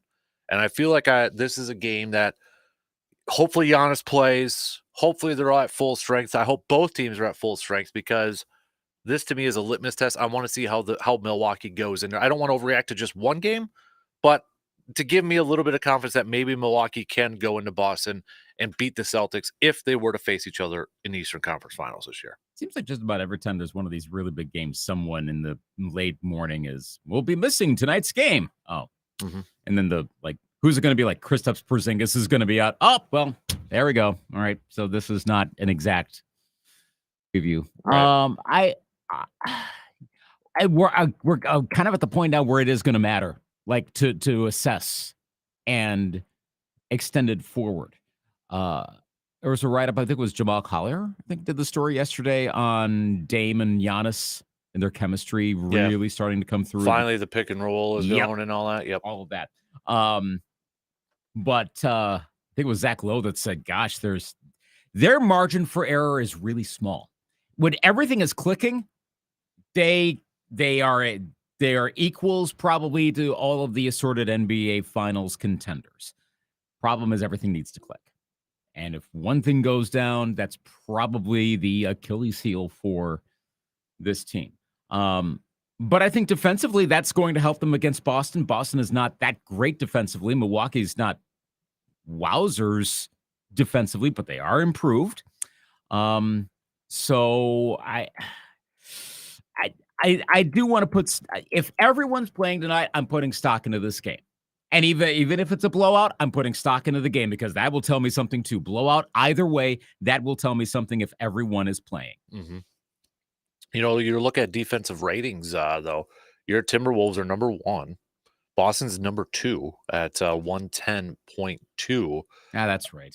Milwaukee, hey, they're not last. They're 16th. They've climbed up. But that's the thing. They've been improving as the season's gone along. Right. They're at number 16 right now, 115.7. So, yeah, I just maybe is it best to describe it as a confidence builder? Maybe more so from a fan standpoint? Because I think right now, I mean, if we're asking people, okay, you got to pick a winner in this series, everybody not named G-Man might be picking Boston to beat the Bucks in a series, right? Probably. I think that's fair to say. G-Man's picking the Bucks because that's he's the fan that we all need to be. That's all. I love that slogan, but it's true. I would absolutely pick Boston in a series right now. I want to think it's going to be a closer series. I hope it would not be a sweep. It wouldn't be a sweep. But I could see it being potentially a 5-game series in a worst case scenario. When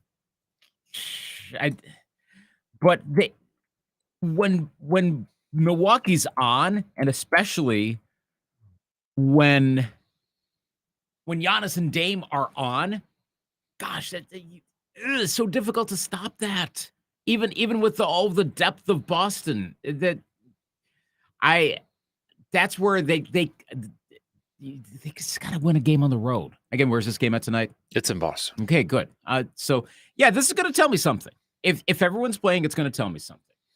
I think when you look at one thing here, I would like to see the Bucks maybe get a little bit better at. They're not awful, but they're outside the top 10. They're at number 12 in 3-point percentage, opponent 3-point percentage. Boston's number 2 on this list here, but that's when I look at a team like Boston. They're a team when Tatum's on from 3, that dude is on, and we've seen it before. And having flashbacks games to that series, yeah, and it's just like when that guy's on from 3, it's like you can't stop it. But that would be my one concern in a series like that is Boston shoots a lot of threes.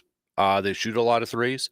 There could be nights where they go cold, and if there is a night where they go cold, and I know we're talking about a potential playoff series when that's way down the road here, but if there is a night, and maybe like tonight, if they're cold from 3, that's when the Bucks have to attack, and that's when they have to take advantage. If you're going up against a Boston team that can't hit a 3 to save their life, that should be a game that you win. You win. If you don't win that type of game, you're not gonna win a series against Boston. It's just not gonna happen. No. So everything has to be on in that series, and yes, we know playing the Heat's going to be tough. Playing the Pacers, I don't know how tough that's going to be compared to earlier in the season. That's the thing. Like, I'm the only team I'm concerned about. I'm sorry if I got a big head, is Boston right now. That's the only one I'm concerned about. And honestly, what difference does it make for the other teams? If whether you can beat them or not, you're almost certainly going to have to play Boston at some point to get to the NBA Finals. Mm-hmm. Focus on that. Is it safe to it, or are we putting Boston up on that pedestal where the only way Boston's not in the finals is if Boston beats themselves? Or an injury, obviously, mm-hmm. to a very key player. And even some sub-key players, but especially like Tatum. I mean, if Tatum is out, that's a huge drop. Brown's out, Kristaps Porzingis is out. Okay, yeah, that's gonna do it. But I mean, I guess beat themselves, but it also depends on the matchup. Gosh, this team is playing so well. I mean, it's Boston or the field for the Eastern Conference at this point. Mm-hmm. And right now, for who would I put at second? And I'm just throwing this out there. I think Milwaukee is the second best team, but they're still somewhat of a distant second right now. Mm-hmm. I do think that win on Sunday, though, was a big-time win for the Bucks, too. Beat a talented Suns team. I know in the standings they're struggling, maybe not playing up to the high expectations, but with no Giannis, to see Dame over 30 points and 16 assists, Bobby Portis 31. Every single starter in double-figure scoring, and Bobby Portis wasn't a starter on there, that to me is a win that you look at and you build some confidence on, saying, you know what? We do this together as a team. We're missing our best player. You can still go out there and win ball games. Well, and that Sunday's game against Phoenix impressed me a lot. Yes. Collier's story talking about Middleton's return. And that's the thing. Middleton came back in that game. He dropped 22 and had 7 assists. Right. And the plus, what was it? What was the was like the net rating for, it was either the net rating or the offensive performance. I can't remember the exact stat, but whatever Collier's stat was that he cited with Middleton, Giannis, and Lillard on the floor is ridiculously good. Mm-hmm. That's the thing. We haven't seen a lot of all three on the court, all healthy, with chemistry all the time, and throwing all the factors in there. We haven't really seen too much of that. That's where you wonder, can Milwaukee be like, not a 1A to Boston? No team is going to get to a 1A to this particular Boston team, but could they be a strong number 2 as opposed to a distant number 2? And that's where you get that one game on the road in a series that makes a difference. And that's why I'm really, really hoping everybody plays tonight. Because if Milwaukee is full strength, Boston is full strength, Milwaukee wins like a decent game. I'm not even anticipating a blowout. Gosh, my confidence in the Bucks' ability, I think it's a no-brainer that goes up at that point. Will a potential series between those two teams, will it be decided by which big three performs the best, or will it be the role players that decide it? Let's assume we know the big three from Milwaukee. I would say the big three for Boston is Tatum, Porzingis, and Brown. Yes. Would you agree? Yes. Okay. It's the role players for sure. How much do we trust Malik Beasley? What does Jay Crowder have left? Bobby Portis, is he going to be what we saw recently? With him. Does that hold? There are good moments for Pat Connaughton, and then there are like, okay, they've all got to perform really well. Mm-hmm. Everyone, and that's where that goes back to that margin of error thing. But there are a lot of times you look through the bench. And and it seems like the one change too, that with Doc Rivers coming in outside of AJ Green, he is really focused on utilizing the veterans in his rotation. Whereas maybe it was a deeper bench earlier with Adrian Griffin getting, Marjon Beauchamp some minutes and Andre Jackson Jr. some minutes. That rotation seems to have tightened up, and it's mostly just veteran based right now, outside of AJ Green, who's in his second year, because he's a 3-point specialist at this point. By the way, we haven't even mentioned Brook Lopez and all of this, and Lopez is playing pretty decent, so far too. Like I have faith that Lopez will play well, if only because now he's back in a role that works for him, as opposed to the Adrian Griffin set role, which was not working. Mm-hmm. Right. So that's fine. I want to see all the role players come together properly. And if they don't have that, then Boston wins the series. If those two are playing each other, then Boston would win that series for sure. All right, let's take a quick break here, and then we'll finish up the second hour. We got business and sports coming up at the beginning of the 8 o'clock hour. Don't forget, get your brackets in. I believe you can still do it on our website. We'll be back we'll be back after these quick words.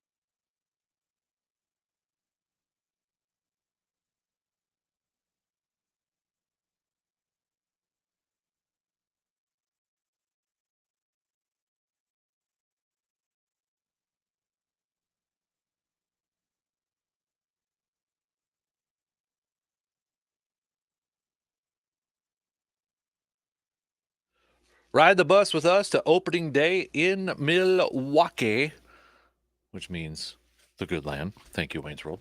Alice Cooper, specifically. Oh, yeah. Milwaukee. April 2nd, Tuesday, April 2nd. Just head to wiscotrips.com, or you can just head to sportstalk1051.com and click on the link over there. Your ticket includes round-trip motor coach transportation, a game ticket on the Johnsonville party deck that includes food and beverages, and if you're of age, 21 or older, a couple of domestic beers over there. Tailgate party from Premier Catering as well. A couple of pickup locations. The bus will leave Sam's Club here in Eau Claire at 7:30 a.m. sharp, and the Road Ranger in Oakdale at 8:50. So again, more details at wiscotrips.com or sportstalk1051.com. Did you see on the Twitterverse what happened in that Padres Dodgers game? I saw are you talking about the ball through the glove? Yeah, that happened in real time as we were talking about the Bucks, and I'm like, yeah. Wait, I mean, when it happened, you're like, oh, Padres screwed that up, and you see that. So for those that aren't, following Twitter right now, so Jake Cronenworth goes to ground a regular ground ball. The ball went through his glove. It broke the netting. It went through his glove. That allowed the Dodgers to go from, what was it, a 2-2 game at that point, maybe a 3-2 game. Now they're up 5-2. Yeah. All in one inning. In a significant part because Jake Cronenworth's glove broke. Yeah. I've never seen that. I'm sure it's happened in baseball. My gosh, but I've never seen that before. I've seen it a couple times, something like that. I mean, but at that point in time, too, at that stage, in a game like that, it's going to get highlighted too. So yeah, given the context of this is the difference between. I mean, there was one out, so I don't know if the Padres get out of the inning. Did allow me to see Shohei Ohtani get an RBI though. Yeah, his wife is very happy. So are a lot of Dodger fans right now too. Yes. So that's the thing. was that one guy newly married too? Remember that caught people by surprise. We are going to be seeing a lot of Shohei Ohtani's wife this season, I have a feeling. Oh yeah. So so I wanted to kind of do a Wednesday, a little kind of fun day, mix it up, making a turn, that sort of stuff, and looking for some fun. Cool questions out there for us. And let's go to the first one here. James on our video stream said, fun question. What is your favorite memory from your playing days as an athlete? Well, James, I think one, beating Merrill in basketball. I hated Merrill. I'm sorry. I hate to use that word hate, but I despised Merrill. Sports hate. Yeah. So whenever we played the Blue Jays and we beat them, I went up against a kid. He was, I kid you not, and this was the time period. He could have been Haley Joel Osment's twin.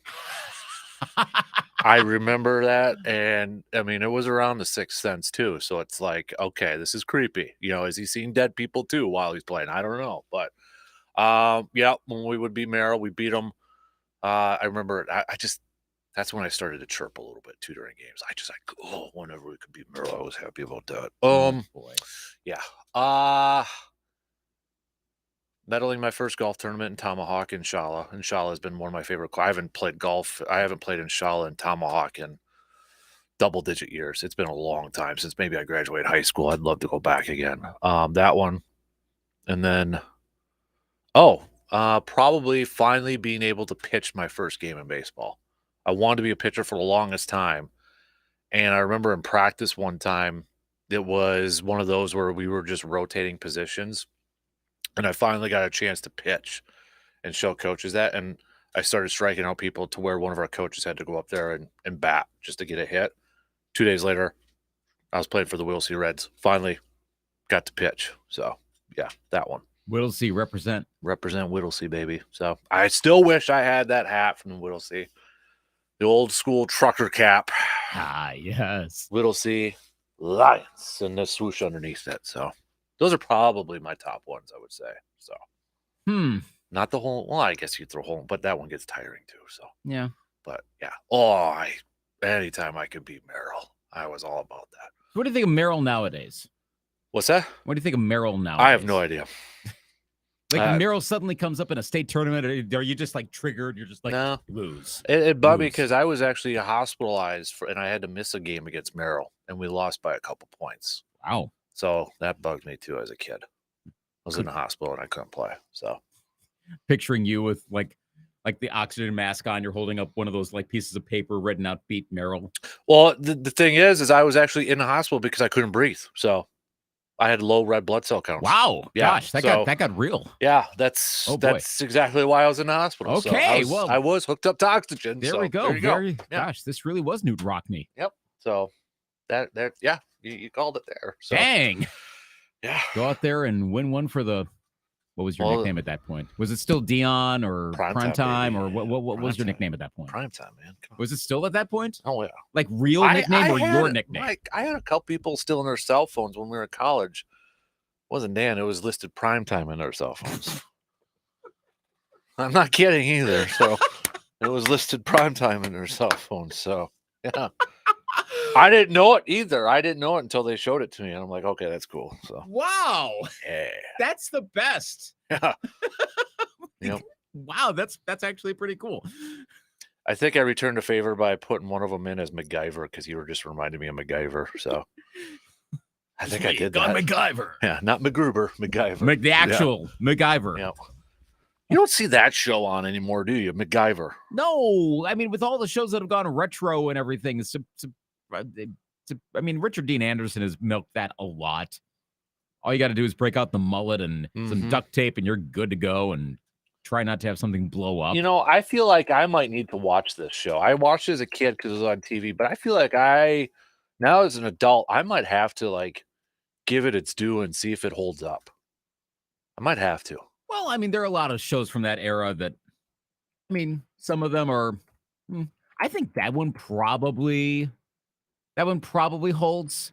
I mean, I really want to see how ridiculous it was by, getting out of a bomb situation using a paperclip and a rubber band. Yeah. Okay, so he's got barbed wire, taking off some circuitry. There's some lasers. It's a montage. It's not all happening at once. Okay, there's some putty, Swiss Army knife. Now he's drilling stuff. 2, 1. Yeah, I think I might have to give this one a shot and, Oh, yeah, then he's like rolling around and oh my gosh. This is great. Yep. The thing is, his mullet wasn't that big. MacGruber overdid it. I mean, yeah, look, Richard Dean Anderson had a mullet. Because that's 89. But I mean, it's a classic show from that era. Would you consider Walker having a mullet? Was that a mullet-ish? No, Chuck Norris never really went mullet. Okay. He's too Chuck Norris for that. I wasn't sure. You got a little long there in the back. But, and you got the theme up there on the board, right? Not anymore, I don't. What? No. Why'd you get rid of it? Because we barely used it. Yeah, we don't have it anymore. That's not really an excuse. Thank you that's why I've got Robert Stack, Unsolved Mysteries and such, so, but. Yeah. Oh my gosh. Well, see, okay, so I see the hair is kind of coming out the back of the. Yeah, it's a pseudo mullet, but it's not really. It's a Chuck Norris haircut. Got it. Yeah. All right. He's got his own style. The Chuck. Yeah. There's a Chuck Norris joke in here. Chuck Norris cuts his own hair, something like that. There's I don't know what it is, but it's there. There's a Chuck Norris joke in here somewhere. So, folks, if you can figure out what it is, text us Chuck Norris jokes. All right. That's it. That's 2 hours in. Let's do some business of sports coming up after these quick news updates.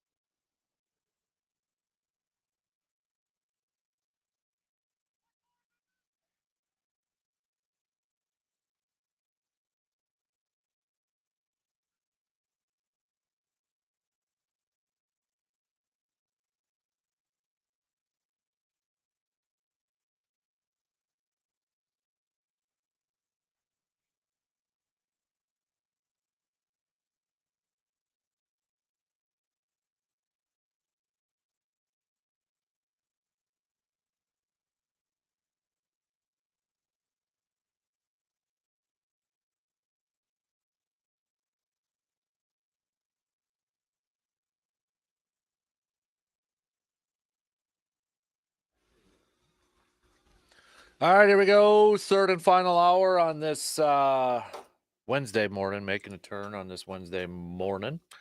Big thanks for tuning in, however, wherever you may be tuning in from. We'll get back to some baseball talk here as we inch a little bit closer and closer to opening day.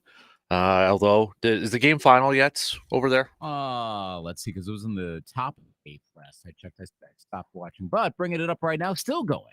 Still in the 8th or top of the 9th? Top of the 9th, 2 outs, 5-2 Dodgers. Okay. And Dodgers are at the plate, right?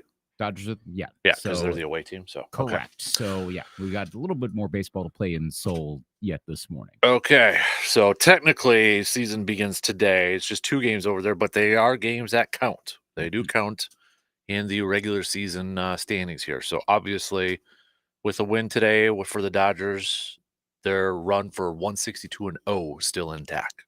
So It is possible. It is possible. I would say if you're a Brewers fan, you're rooting for the Dodgers. Yeah. Because San Diego, if Milwaukee has any shot of getting in, it's almost certainly going to be as a wild card. What do you mean as a wild card? They're not going to win the division? What are you done? What are you smoking over there? I'm trying to do my best Dan Kasper impression. Okay, first of all, what do you mean? We haven't made our predictions yet for the season. No, and then what do you mean by Dan Kasper impression? Done. Do I say that? Yeah, you do. Okay. Yeah, you do. Done. All right. It's the thing. Yeah, someone's over. They got to have no shot. Done. All right. That is a Dan Kasper. Got to make the shirt. Pretty sure. Yeah. Done. Yeah. When you're convinced of something, done. Yes. Right. The thing is, though, gosh, now that I think about it, they still could win it. The Central Division. It's gonna be with like an 83-79 record if they do, but they could. Mm-hmm. And then, on that point, who knows? We don't have to worry about the Corbin Burns sell-off now. Yeah. they've got who they got. So if they end up doing well, I guess it's all upside at that point. Let's just say the Devin Williams injury made me really skeptical. I already figured they were probably going to struggle a bit, and all the projections aren't looking good. And that was pre-Devin Williams. Mm-hmm. Yeah. All right. They're not going to suck like the Nationals or one of those, the Rockies. No, they're not going to be putrid. They've got too much talent to do that. Which is, gosh, that let's step back though and think the Brewers, I think, are at a point now in their overall structure. They're not no offense to Davey Lopes, but we're not going to have the Davey Lopes era Brewers. It's really not a knock on him. It's really more a knock on the Wendy Seelig-Prieb era Brewers. That's done, I think. At least as long as the personnel around. Yeah, and that was not a planned impression. I think it is done for the foreseeable future. As long as the personnel involved, even with a change here or there, are still with the Brewers, I don't see them falling down to like a 60-win team, something like what we saw 20 years ago. No, I think their floor is probably, their floor could be like a 70 and 92 team, but that's way better than, are they going to set a record for losses in a season? That's not on the table for the Brewers anymore. And that's progress for a small market team, that they probably have a higher floor than some other franchises that should have more resources. All right. Of course, their ceiling is also lower too, but at least they can be kind of competitive as opposed to, the season's over before it begins, and you might as well just start waiting for the Packers season to start. Mm-hmm. All right, so we got a shirt that says done. New thing that we're going to start on Thursdays is highlighting some Weekend Warriors. I think we need a Weekend Warrior shirt with the Ultimate Warriors picture on there. Mm-hmm. Oh, yeah. Shout out to all of you, too, who sent over pictures from your Weekend Warrior days. Classics out there. Well done. Well played. Nice. When was the last time you've been in this studio? Speaking of Weekend Warriors, I've got a 4-foot beer drinking trophy in here. I did see that. Yeah. That thing, well, okay, and the best part about that was a couple weeks ago, I had some middle schoolers around. They were on tour. It was one of those, like, here, let's show you the careers. And so I bring them into the Sports Talk studio and like, here you go. And here are all these 8th graders looking at a beer trophy. Oh, goodness. I was actually expecting more of a reaction from them. Yeah. And I think it went over their head. I think they were just like, what's all this? And they didn't have time to really compute it because then I moved on to the next place. But we do have high schoolers coming in in a couple weeks. All right. And I'll bet some of them take notes. Yeah. What's in there? That's awesome. It's like, here you go, folks. Yes, you too. Just think, when you're like 21 years old and you're still trying to outlive your athletic dreams and you're playing slow pitch softball, that's what you have to look forward to. Okay, again, I'm sure you said this on the radio. Where's that from? That is the Rodeo Days softball tournament in good old Medford. The date on there says 2008. Nice. That was also the tournament I got pelted in the eye by my buddy Frank, who was goofing around in warm-ups so hard where there was stitch marks on my eye, black eye, the opposite side of my jaw, the tooth chipped. Like, it was that hard of a throw. Yeah. But we won a beer drinking trophy, so that's okay. Yeah. Oh, and I'm my sorry, gosh, but it is the most cheaply made beer drinking trophy too. I know too. Like, yeah, it's not good. It's tall. It's tall. Like, and how do you carry that around? Well, that's the thing. It was a pain in the you know what, because I got this when we were in college. So what happens when you're in college? You're moving every year, right? Right. So to try to move this thing once every year is a pain in the tuchus. You know, because you can't just lay it down in a back seat. You had to like prop it up in the passenger seat, but then you're bending the beer cans on there. So it was like it's a pain. It's a huge pain. So where's this been all this time before it in my garage? And it didn't get dented? Oh, there's dents all over. Yeah, in the garage? Probably. Like you accidentally drove in a little I too far. I probably dented it. It probably got dented again, bringing it over here. I mean, I'm seeing some of the cans right now, how they're dented and it's not even and all that. So, I mean, they literally, I think the story is that they topped off those cans the night before the tournament. They built this the night before. And the two softball guys on the top are from old softball trophies because they're so worn out. This story's getting better by the second. The only thing they probably paid money for was the engraving plate on there. I mean, the wood plates look like they cut them out of plywood and painted it black. And they got some rods in there to hold the beer cans. But yeah, I'm pretty sure I heard that they were this was made the night before. But they had to keep it classy with the engraving plates. Yes. I mean, come on, this is high quality stuff here. Mm-hmm. Yep. Yeah. With you previously used trophies. Yeah.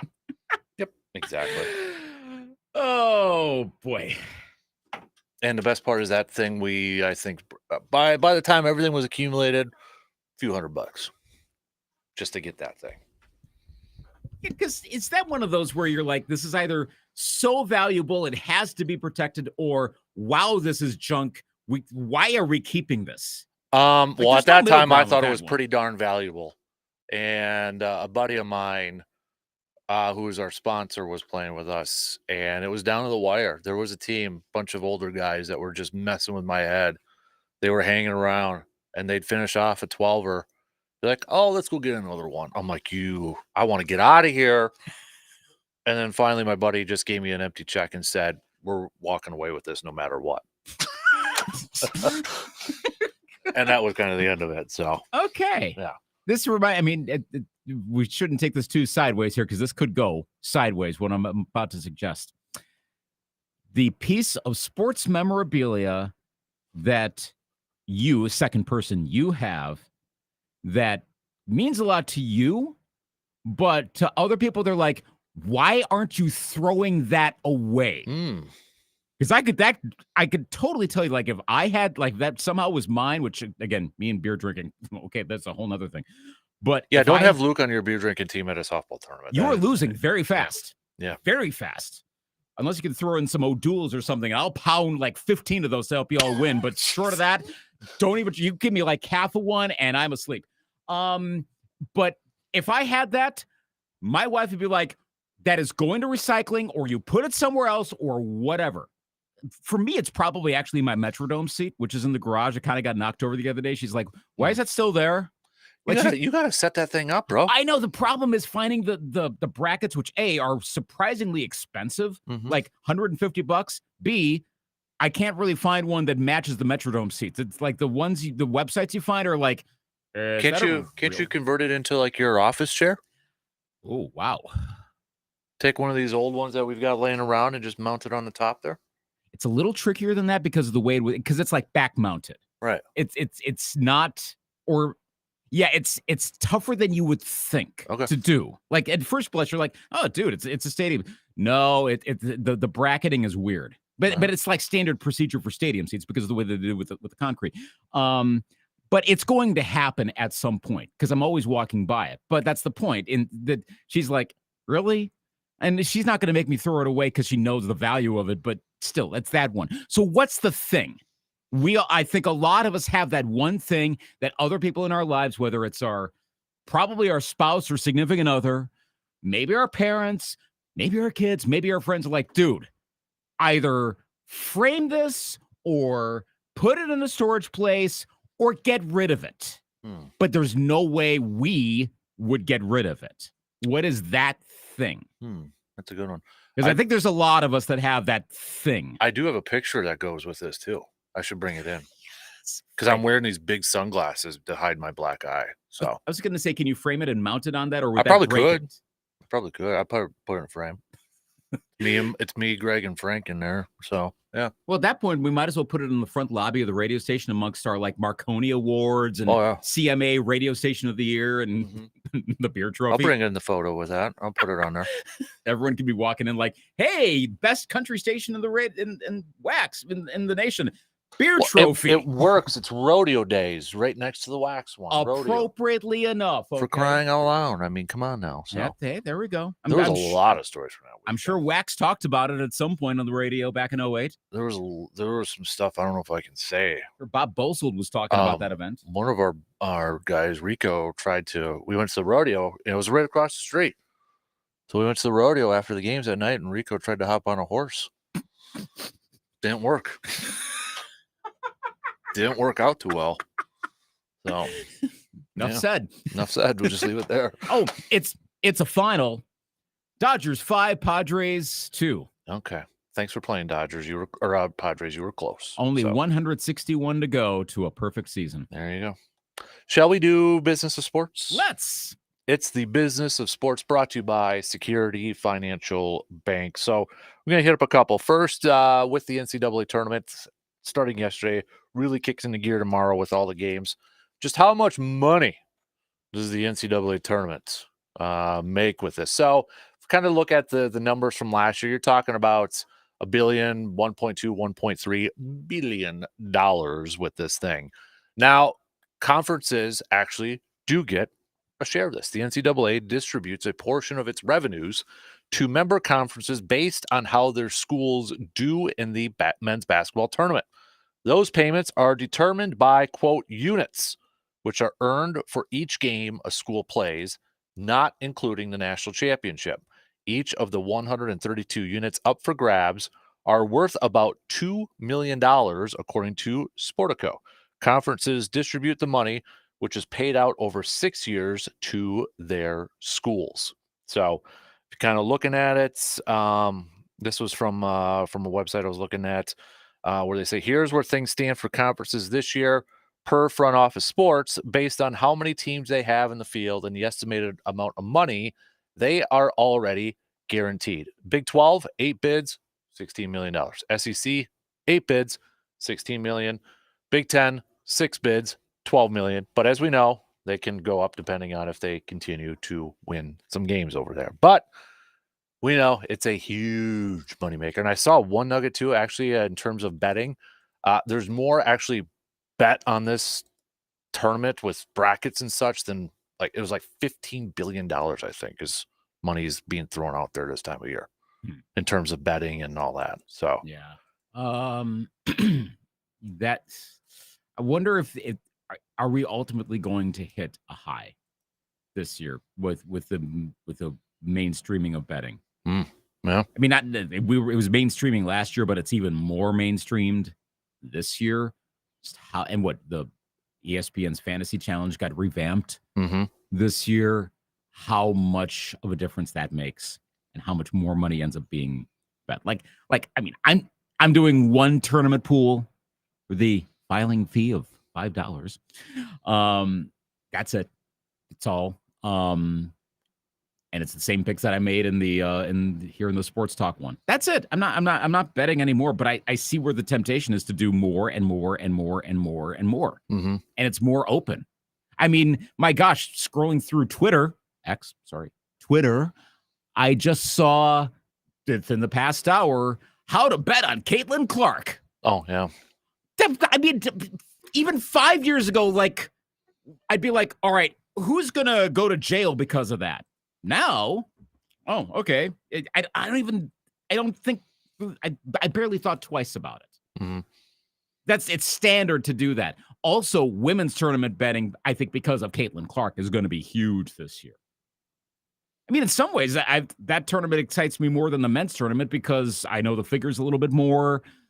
The teams seem to be a little bit more consistent. I'll be curious to see where the numbers are for the women's tournament because we know this is Caitlin Clark's final one, too. Right.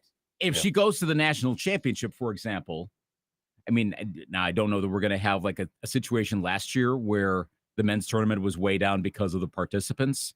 Right. And do we end up with like, okay, I'm being very extreme when I say this, but like the College of Charleston versus Oregon. And then if it's Caitlin Clark versus South Carolina or Iowa, I know, versus South Carolina, or a rematch from last year with all the drama that LSU has had, but still with all the stars that LSU has had versus Iowa, like that might outrate the men's tournament if the men's game is more of a, well, how did these teams get there? Mm-hmm. Which would be understandable. Like an Angel Reese, Caitlin Clark sort of thing is going to be like, whoa. And we won't get that in a final. They're in the same region. Oh, they are? Yeah. Dang it. Yeah, Iowa's a 1 and LSU's a 3 in the same region. Son of a. Yeah. So it's an Elite Eight thing. Yep. Best. Gosh. Could get Iowa, South Carolina, though. So right. And that makes more sense, obviously. That would be a great game, too. Mm-hmm. I wonder, though, how much more money is going to be bet on the women's tournament. I mean, it's going to be higher. I mean, it's going to be at all time. There's got to be prop bets for how much like Caitlin Clark's going to score and how many threes and all that. There's got to be stuff like that. Also, if by some odd chance Iowa loses very early on, which I know typically that doesn't happen in women's college basketball, usually the top seeds tend to advance pretty well. Mm-hmm. But if that does happen early on, it's even with all the bigger storylines in women's college basketball, that's going to gut a lot of that. Mm-hmm. A lot of people are paying attention because of her. Right. Understandably so. Absolutely. But also the sport is moving in the right direction. I can't remember where it was this on a Simmons pod or something like that, where the trajectory of women's college basketball is where men's college basketball was probably in like the 1980s, where it's suddenly getting really bigger and in some ways might actually be eclipsing, well, right now definitely is eclipsing its pro equivalent. But that as those stars migrate, obviously, as they get drafted, the WNBA is going to start getting more populated with them. Mm-hmm. At some point, you're going to start having women's college basketball players going early, maybe skipping basketball. This is a long-term thing, 20, 30 years. But at some point, maybe the women's game gets to where the men's game is right now, where the quality of men's college basketball is not that great. And a lot of the players aren't there. They're in the G League Ignite, though I know that could be going away next year because of the NIL, or because of NIL. But we're at a spot like there's a lot of growth ahead, but it's not necessarily permanent for women's college basketball. The women's basketball is going to get bigger, but women's college basketball might be at the beginning of an arc. Mm-hmm. Yeah, it's an interesting thing to watch over the next really decade or two. Right. So yeah, a lot of money getting shelled out with college basketball right now, especially. Yes. And that's not even talking in consideration with let's just say the local establishments, right? Where people come and watch the games and you're probably going to be hanging out for a few hours. Let's just say, it's a big money maker all across the board, just even on a local sense too. I mean, Milwaukee Burger Company's had their sign up on Claremont for like 2-3 weeks now. It's been up for a while. I first had to double check the date. I'm like, oh, I know what they mean. This has been promoted for a while on a lot of places because it's a big freaking day to watch a lot of basketball. Just lock in on basketball. Mm-hmm. And a lot of people are going to be placing bets on that too. Yep. It's huge. NCAA, though, kind of screwed themselves over with that deal a few years ago. Imagine all the money they could be making. Right. I know they locked it in, but they left a lot on the table. Switching it up a little bit, but staying with hoops, though, your Timberwolves, is there a danger to A-Rod not owning your hoops team now? Maybe, or not really? Maybe less spray tan? More Glenn Taylor, though? Okay, so would you rather have A-Rod or Glenn Taylor? Do I have to choose? Well, okay. A-Rod's the reason why they're so good this year, right? Obviously. Gosh, I get this. Okay. So how do we unpack this? So Glenn Taylor, yes, we always have to say he saved the Timberwolves from moving because okay. To be fair, NBA wasn't going to let him go to New Orleans because the Bob Arum group was way too shady. But he did buy the team. He saved him from maybe a more legit option in the mid-90s. Hasn't been that great of an owner, let's be real. Because A-Rod is associated with this, and because A-Rod is, let's just say he doesn't have the highest Q rating among sports personalities. It's been ripped. Look, if it's just Mark Lowry, we're not guffawing about the whole thing. If it's just Mark Lowry, you don't know who the heck Mark Lowry is. Yeah, I had to real. double check his pronunciation a few times, and I kind of knew who he was already, but just because I hadn't heard his name, I'd read his name a lot. But A-Rod is A-Rod. Look, I don't think A-Rod's necessarily making all the decisions here either. I think Lowry probably is more. I think for A-Rod, it's more of a prestige thing. Honestly, I feel like it's going to get done either way. Well, I mean, they got one payment left they got to do? They do, but if they don't come up with the money, like a lot of this could actually fall apart. So do they get reimbursed with all the money I think so, because that or they'd have a minority stake or something. So something else would have to happen. Look, A-Rod and Mark Lowry want to have majority control, obviously. So if they can't achieve it, they probably sell it off. And it says here, Lowry and Rodriguez previously purchased 2 installments of 20% at $1.5 billion valuation for the franchise. They exercised their rights to buy an additional 40% of the franchise earlier this year. However, Taylor told Minnesota sports reporter David Shama that Rodriguez and Lowry will now need to find a new way to raise money for the final installment, which is due on March 27th. Yeah. So if they don't do that, come on, A-Rod, you don't have enough money. Apparently not. I mean, come on, dude. Well, some of this has to do with that, again, that institutional investment. We're just starting to hear about that with regard to the NFL as well. Private investment firms and everything that gets connected to all of those. It gets really thick. Trying to untangle a lot of that. So I can see where the NBA is wary of the Carlyle Group getting involved. I know they're already buying the Seattle Reign, the NWSL. They bought that, but that's obviously a different policy in the NWSL than in the NBA, at least as of now.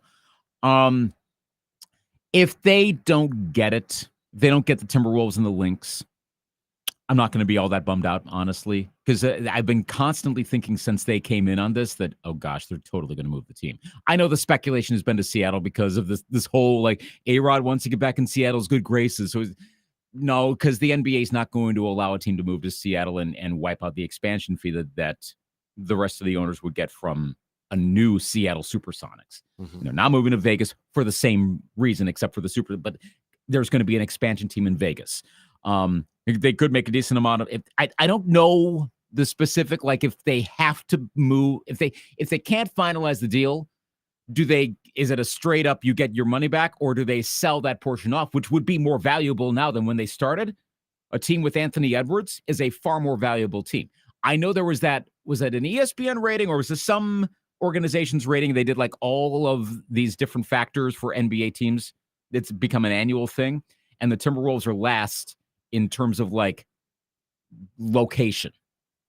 And I think a lot of that has to do with it being Minnesota. A lot of players. Yeah, they simply don't want to be there. If you're going to redo the NBA right now, there would be no team in Minnesota or Wisconsin at all. Chicago would get a team because it's Chicago, but there's no freaking way, even with Minnesota being as big of a market as it is, or the Twin Cities, they wouldn't get a team because players don't want to be there. Mhm. You'd have like 5 teams in Florida, probably, 2 teams in Vegas, probably, but you'd have no team in Minnesota. So that's always going to be a problem. But the value of this particular franchise is going up because of who's playing for the team right now. I also think it buys the franchise more time to get an arena because I know Alex Rodriguez and Mark Lurie are going to ask for a new one. Good luck getting one. There's enough arena / stadium fatigue over there. Even with that state having a surplus, they're still like, really? Another one? Even though Target Center is one of the oldest ones left. I think, is it like the second oldest right now? I know they just got a big renovation, but it's still like the second oldest. They're going to get, but by the time, whether it's Glenn Taylor, who again would never move the team, or someone else, and maybe this gives them more of an opportunity to find someone in Minnesota who also would never move the team, but gives enough time where Target Center gets a little older and you go, okay, now it's an appropriate time to build a new place. And maybe that's what it brings. But I do think this lessens the likelihood of the Timberwolves moving anytime soon. I still don't know exactly where they would go, and I think that's highly doubtful anyway, but now it's almost impossible in the near future. Mhm. So if it falls through, I don't think I mind it. Understanding that, yeah, there's always that, well, who could it be then? But yeah, I've always been leery of this whole thing. Uh-huh. And so I might be okay with this not coming to fruition. But then again, maybe they find the money and it's all a moot point. All right. We'll see. Well, they got 7 days. Yep. Yeah, a week from today. So don't bet on anything, guys. Just don't. all right. Don't bet on the tournament. All right, we got to take a quick break here. We'll get back to some more baseball talk. Plus, we got picks and predicts coming up at the back end of this. But we'll be back after these quick words.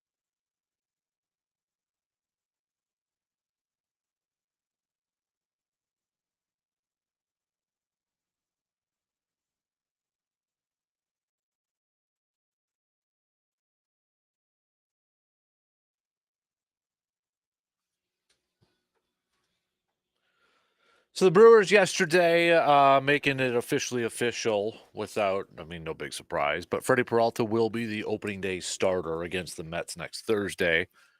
Going up against old friend / foe. Tell me if you heard this before. Brewers be going up against Jose Quintana. Heard that before. How many times? So, gosh. Again? Yeah, right? Again. This time with the Mets. I think he's played for every NL Central team. I don't know about the Reds. Pirates, yes. Cardinals, yes. Cubs, yes. Don't know if he played for the Reds. Jose Quintana's history. He has played for the White Sox, the Cubs, Angels, Giants, Pirates, Cardinals, and the Metropolitans. Okay, so he hasn't done with the Reds, so. Correct. Yet is the key word there. Yet. But yeah. Oh, by the way, little pseudo breaking news. Shams Charania. Yeah. Giannis out tonight against the Celtics. Oh. So never mind. No, this game doesn't really matter that much. Dang it. Hamstring. Yeah, that hamstring is going to piss me off. That's going to bug. That's going to flare up all the rest of the season now, isn't it? Well, it's going to. God dang it. Well, as long as he rests it for the playoffs. But tonight is not a barometer. Or it is if the Bucks can win without Giannis. I know, bigger picture here and that, but man, is this going to be something that's going to flare up throughout the postseason now? It's one thing, it's Achilles or tendonitis Achilles. Now it's hamstring. Yeah. Dang it. All right. Son of a gun. Oh, there we go. Thanks for ruining the rest of my day. Shams. No, you. You could have just waited to tell me after 9 o'clock. You would have seen it on Twitter at some point. Probably. Dang it. All right. Well, it is what it is at this point. So, bigger picture. Brewers. Bigger picture, right? Bigger picture. The point is to win the title, not tonight's game. Yes. Well, I mean, yes, you want to win tonight's game. You want to win the title. Yeah. Bigger picture. It's just, from a fan standpoint, it's a downer because you want to see full strength. The matchup, right. And we're going to have to wait. Iron versus iron. Right. Yeah. Battle of wits. It's like last night, Nuggets, Timberwolves. No Rudy Gobert. No Naz Reid. Yeah. Wolves still almost won. They still almost won. They only lost by 3. So. I know. I love the fact that the top 3 teams in the West are all in the same division. Which we keep forgetting about that because of the divisions not seeming to matter, but they all are there. But I think this is a perfect. I'm so glad a while ago when the NBA changed the playoff format. So remember, it was like your top division leaders and then the rest. Yeah. Thank God they got rid of that part. Right, because that would have. Because whoever doesn't win it, the other 2 teams, hey, you got top 3 records, but you're going to be like down to the bottom in the rankings or seedings, like 5th seed or something like that. Yeah. But you're one of the best teams in the NBA. Yeah. Like, really? I'm glad they changed that. So am I. So big picture. Just keep reminding. Big is Anthony Towns going to be back by the playoffs? Close second round, maybe. Maybe second. I mean, they're doing kind of okay without him, but he should be back for the team if they're going to be fully optimized. Mm-hmm. I think the second round is the safer figurative bet. Okay. On that one. All right. But Brewers, Freddie Peralta going to be the opening day starter. No big surprise. Who do you think, going back to the first hour question we threw out there, if you had to pick one, the most crucial, not necessarily the best, but the most crucial offensive player for the Brewers this year has to be or is fill in the blank? Because the default answer is always going to be Christian Yelich. Mm-hmm. The unfair answer would be Jackson Chourio. Like, really? That early? Is it? You think it's William Contreras? I went Willy Adames because you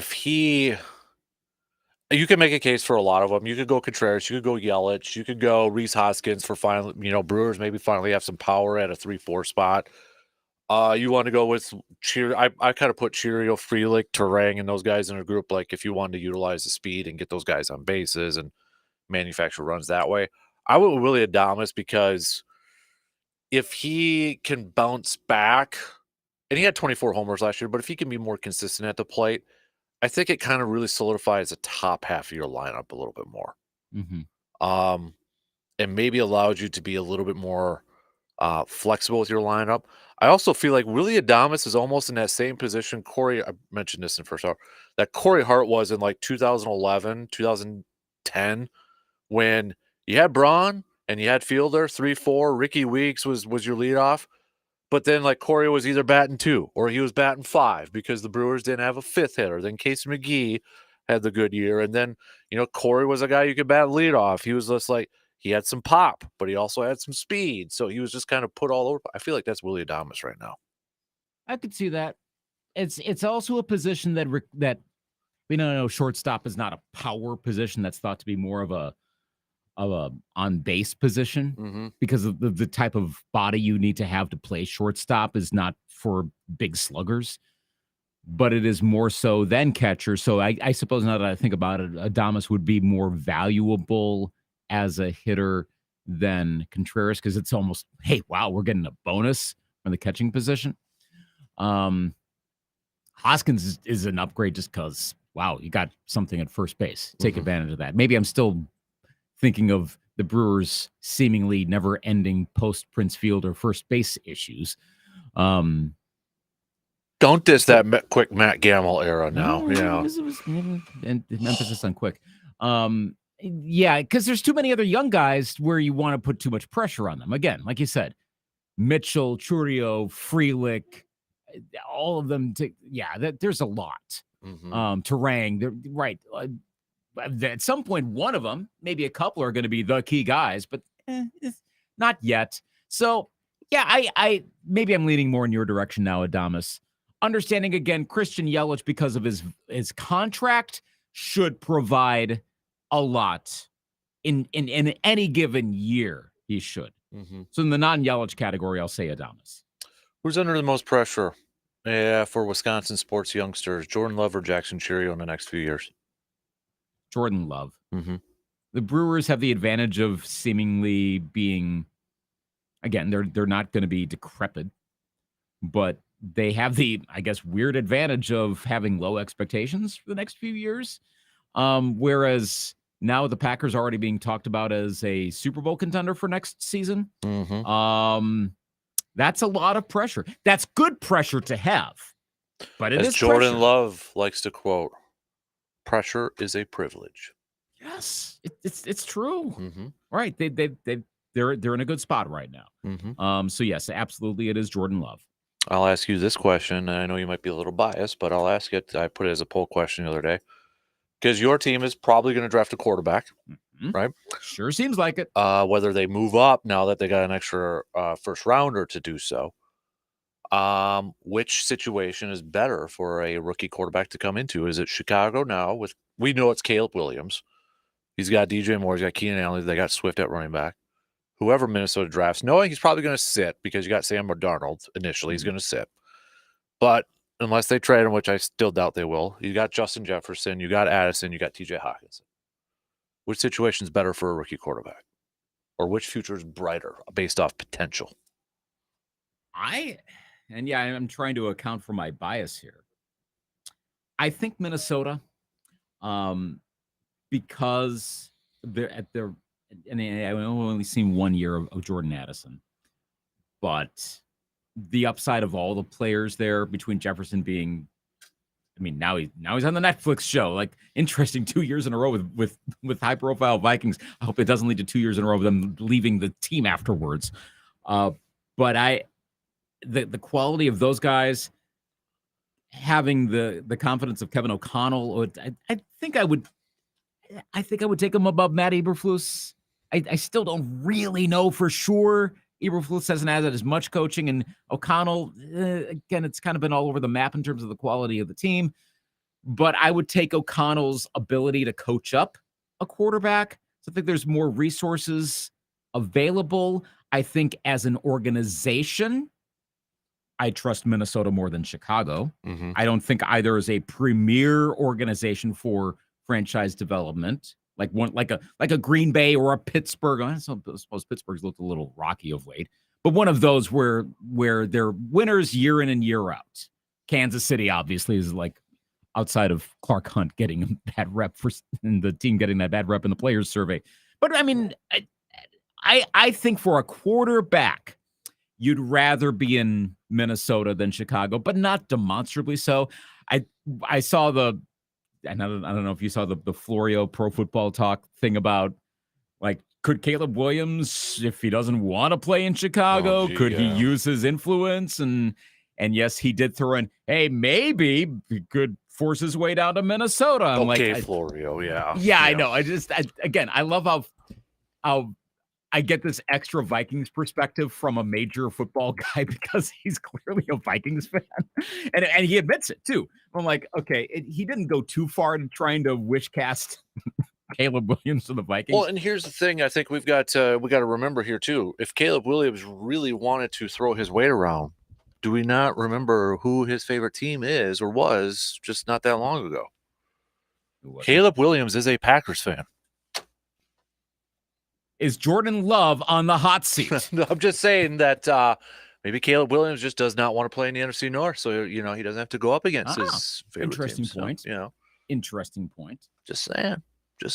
So, or maybe just like, hey, then I get to go play at Lambeau, once a year. I mean, there is that way of looking at it. Yeah, but of course, if you're I'll just throw it out there. If you're a Bear, people hate you. Then sports hate. So maybe he could be the next great great Packer to play for the Bears.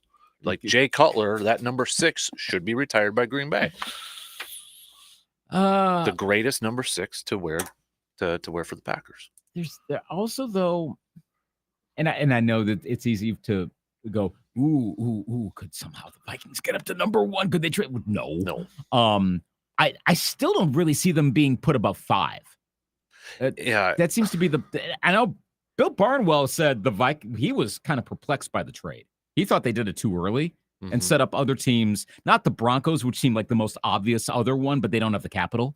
But the Vikings moving when they did was too much of a signal, and another team could scoot ahead of them and block out the Vikings. So I'm actually seeing some skepticism about the move. Well, it's all based off of, are the Patriots going to draft a quarterback or not? Or are they going to kind of look at next year?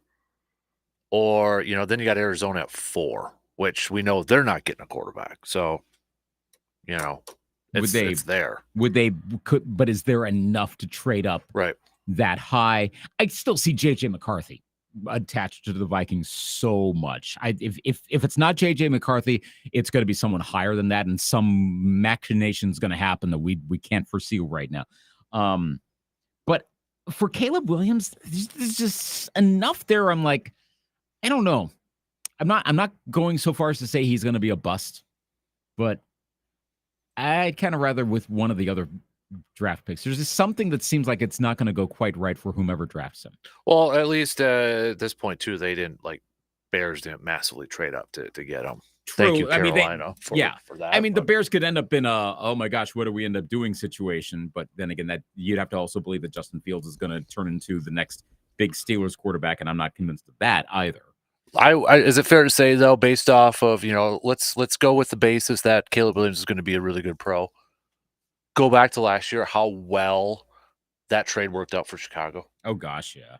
I mean, for crying out loud. And how poorly everything seems to be working out for the Panthers right now. Yeah, when you factor in Brian Burns and all, oh my God. Sorry, guys. Yeah. I don't know any Panthers fans in my life. I know one. The aforementioned Rico, who tried to jump on a horse, is a Panthers fan.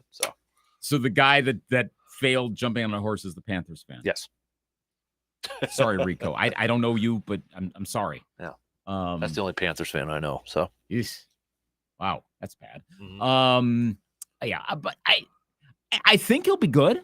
I think Williams will be good. I think a lot of them will be good, but not all of them will. And that's the question. Which of the big 4, if you will, especially the big 3, which one is going to be the dud? Because they're almost always, there's no guarantee. Maybe all 4 are going to be Hall of Fame quarterbacks. It could happen. Yeah. Maybe all 4 will be duds. That could happen, but probably one will be. Which one is that going to be? Right. That's the trick with this. And it could be Caleb Williams. I don't think he is an absolute surefire lock.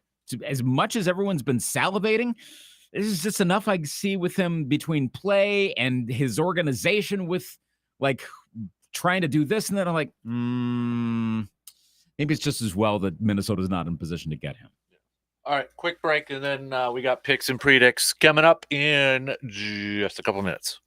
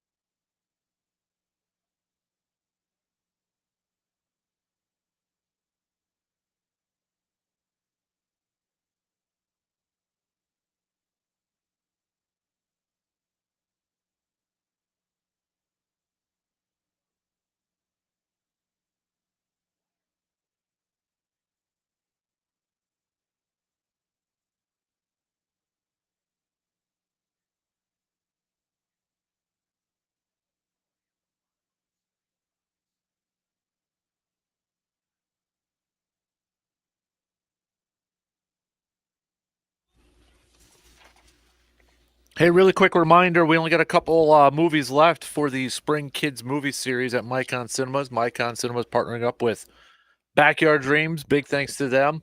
Feel the dreams. Backyard Dreams, feel the dreams. There you go. This weekend at the Oakwood Mall, Mycon Cinemas location, just $3 admission, $2 popcorns, $2 sodas. So Saturday and Sunday, 11 a.m. showtimes over there. I don't think you have to worry about the heavy snow at those times. When is the snow coming on Sunday, really quick? Well, for starters, tomorrow night, 3 to 7 inches.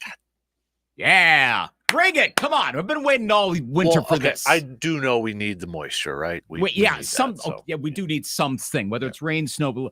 Yep, for real, we need it. Sunday, as of right now, after 1 a.m. Sunday morning, Saturday night, a 90% chance of snow during the day. Sunday, 80% Sunday night, could be heavy at times, and then rain and snow Monday, rain and freezing rain Monday night, rain, snow, and freezing rain Tuesday. But this is all very subject to change when you get to like Monday, Tuesday, like the models are all over the place. Can we just delay it a little bit on Sunday so I can get the kid to his grandma's house on Sunday? Well, hopefully so. I'll work on it. I'll talk to Mother Nature on that. I'm hoping Tuesday's okay. I got a concert to go to Tuesday night. I don't know now. Yeah. Maybe not. All right, cool. Maybe I'll be hanging out watching the NIT. There you go. That too. Woo. Yeah. All right, really quick, some picks and predicts brought to you by the Elbow Room in Eau Claire. Looking for somewhere to catch the games while enjoying a crisp, cool man cave light? Check out the Elbow Room located right next to the Banbury Place. All right, no Giannis in the Bucks game. Picking the Bucks tonight? No. Yeah, I'm not either. If Giannis was playing, would you pick the Bucks? I would say no, but I think it should be it would be a good game. All of this being said, Chris Middleton's looking pretty good coming back. This could be one of those games you're like, wait, why are the Bucks up by 15 in the fourth quarter? I'm not picking that, but put it on your radar. You want to know how much Giannis makes a difference? It opened up at 5.5 in favor for Boston. Mm-hmm. It's now 10.5. So 5-point difference. Okay, then. Yeah. There you go. So fun. Yeah, I can see Boston winning by that though too. Philly and Phoenix. Phoenix finally getting their act together a little bit more. I'm going to take the Suns. I know they're huge favorites. I'm going to take them a little on the under though, under 9.5. All right, I'm going to go Phoenix here too. The final, the two first four coming up here. Grambling versus Montana State, is it? Grambling State, Montana State. Yeah. Okay. I have no idea the qualities. I'm going to say I'll go Montana State. Why not? I don't know what I picked, so I'm going to go Montana State because Yellowstone. Okay. Then Colorado versus Boise State. Here we go. And that one, I'm going to go with Colorado. Going with the fighting prime times. Okay. Colorado, yes. For now, anyway. Yes. I think I got Colorado winning another one, though. Yeah, like I've got them winning two. The winner of this game winning 2 games and beating Marquette. Ooh. Remember? Yeah. Oh, is that okay? Then yeah, because I'm sour on Marquette. Yeah, I don't have that one. I don't. Somebody I have winning a couple. And again, I think, so. like I would like Marquette to go in a Final Four run. I don't have faith that they're going to do it, but I'd like them to. Again, this is a classic. Prove me wrong, please. Prove me wrong. Right. All right. We got shot clock's gonna come here. So all of you who signed up for the bottle cap challenge, I will email you. If I didn't text you your teams, I will email you today because we just filled up your teams over there. So have a good rest of your day. DP and Danettes are up next. We'll do it tomorrow. A lot of hoops talk coming up tomorrow with the NCAA tournament, and we'll see if the Bucks can pull off an upset tonight too. Tomorrow morning, 6 a.m. Talk to you then.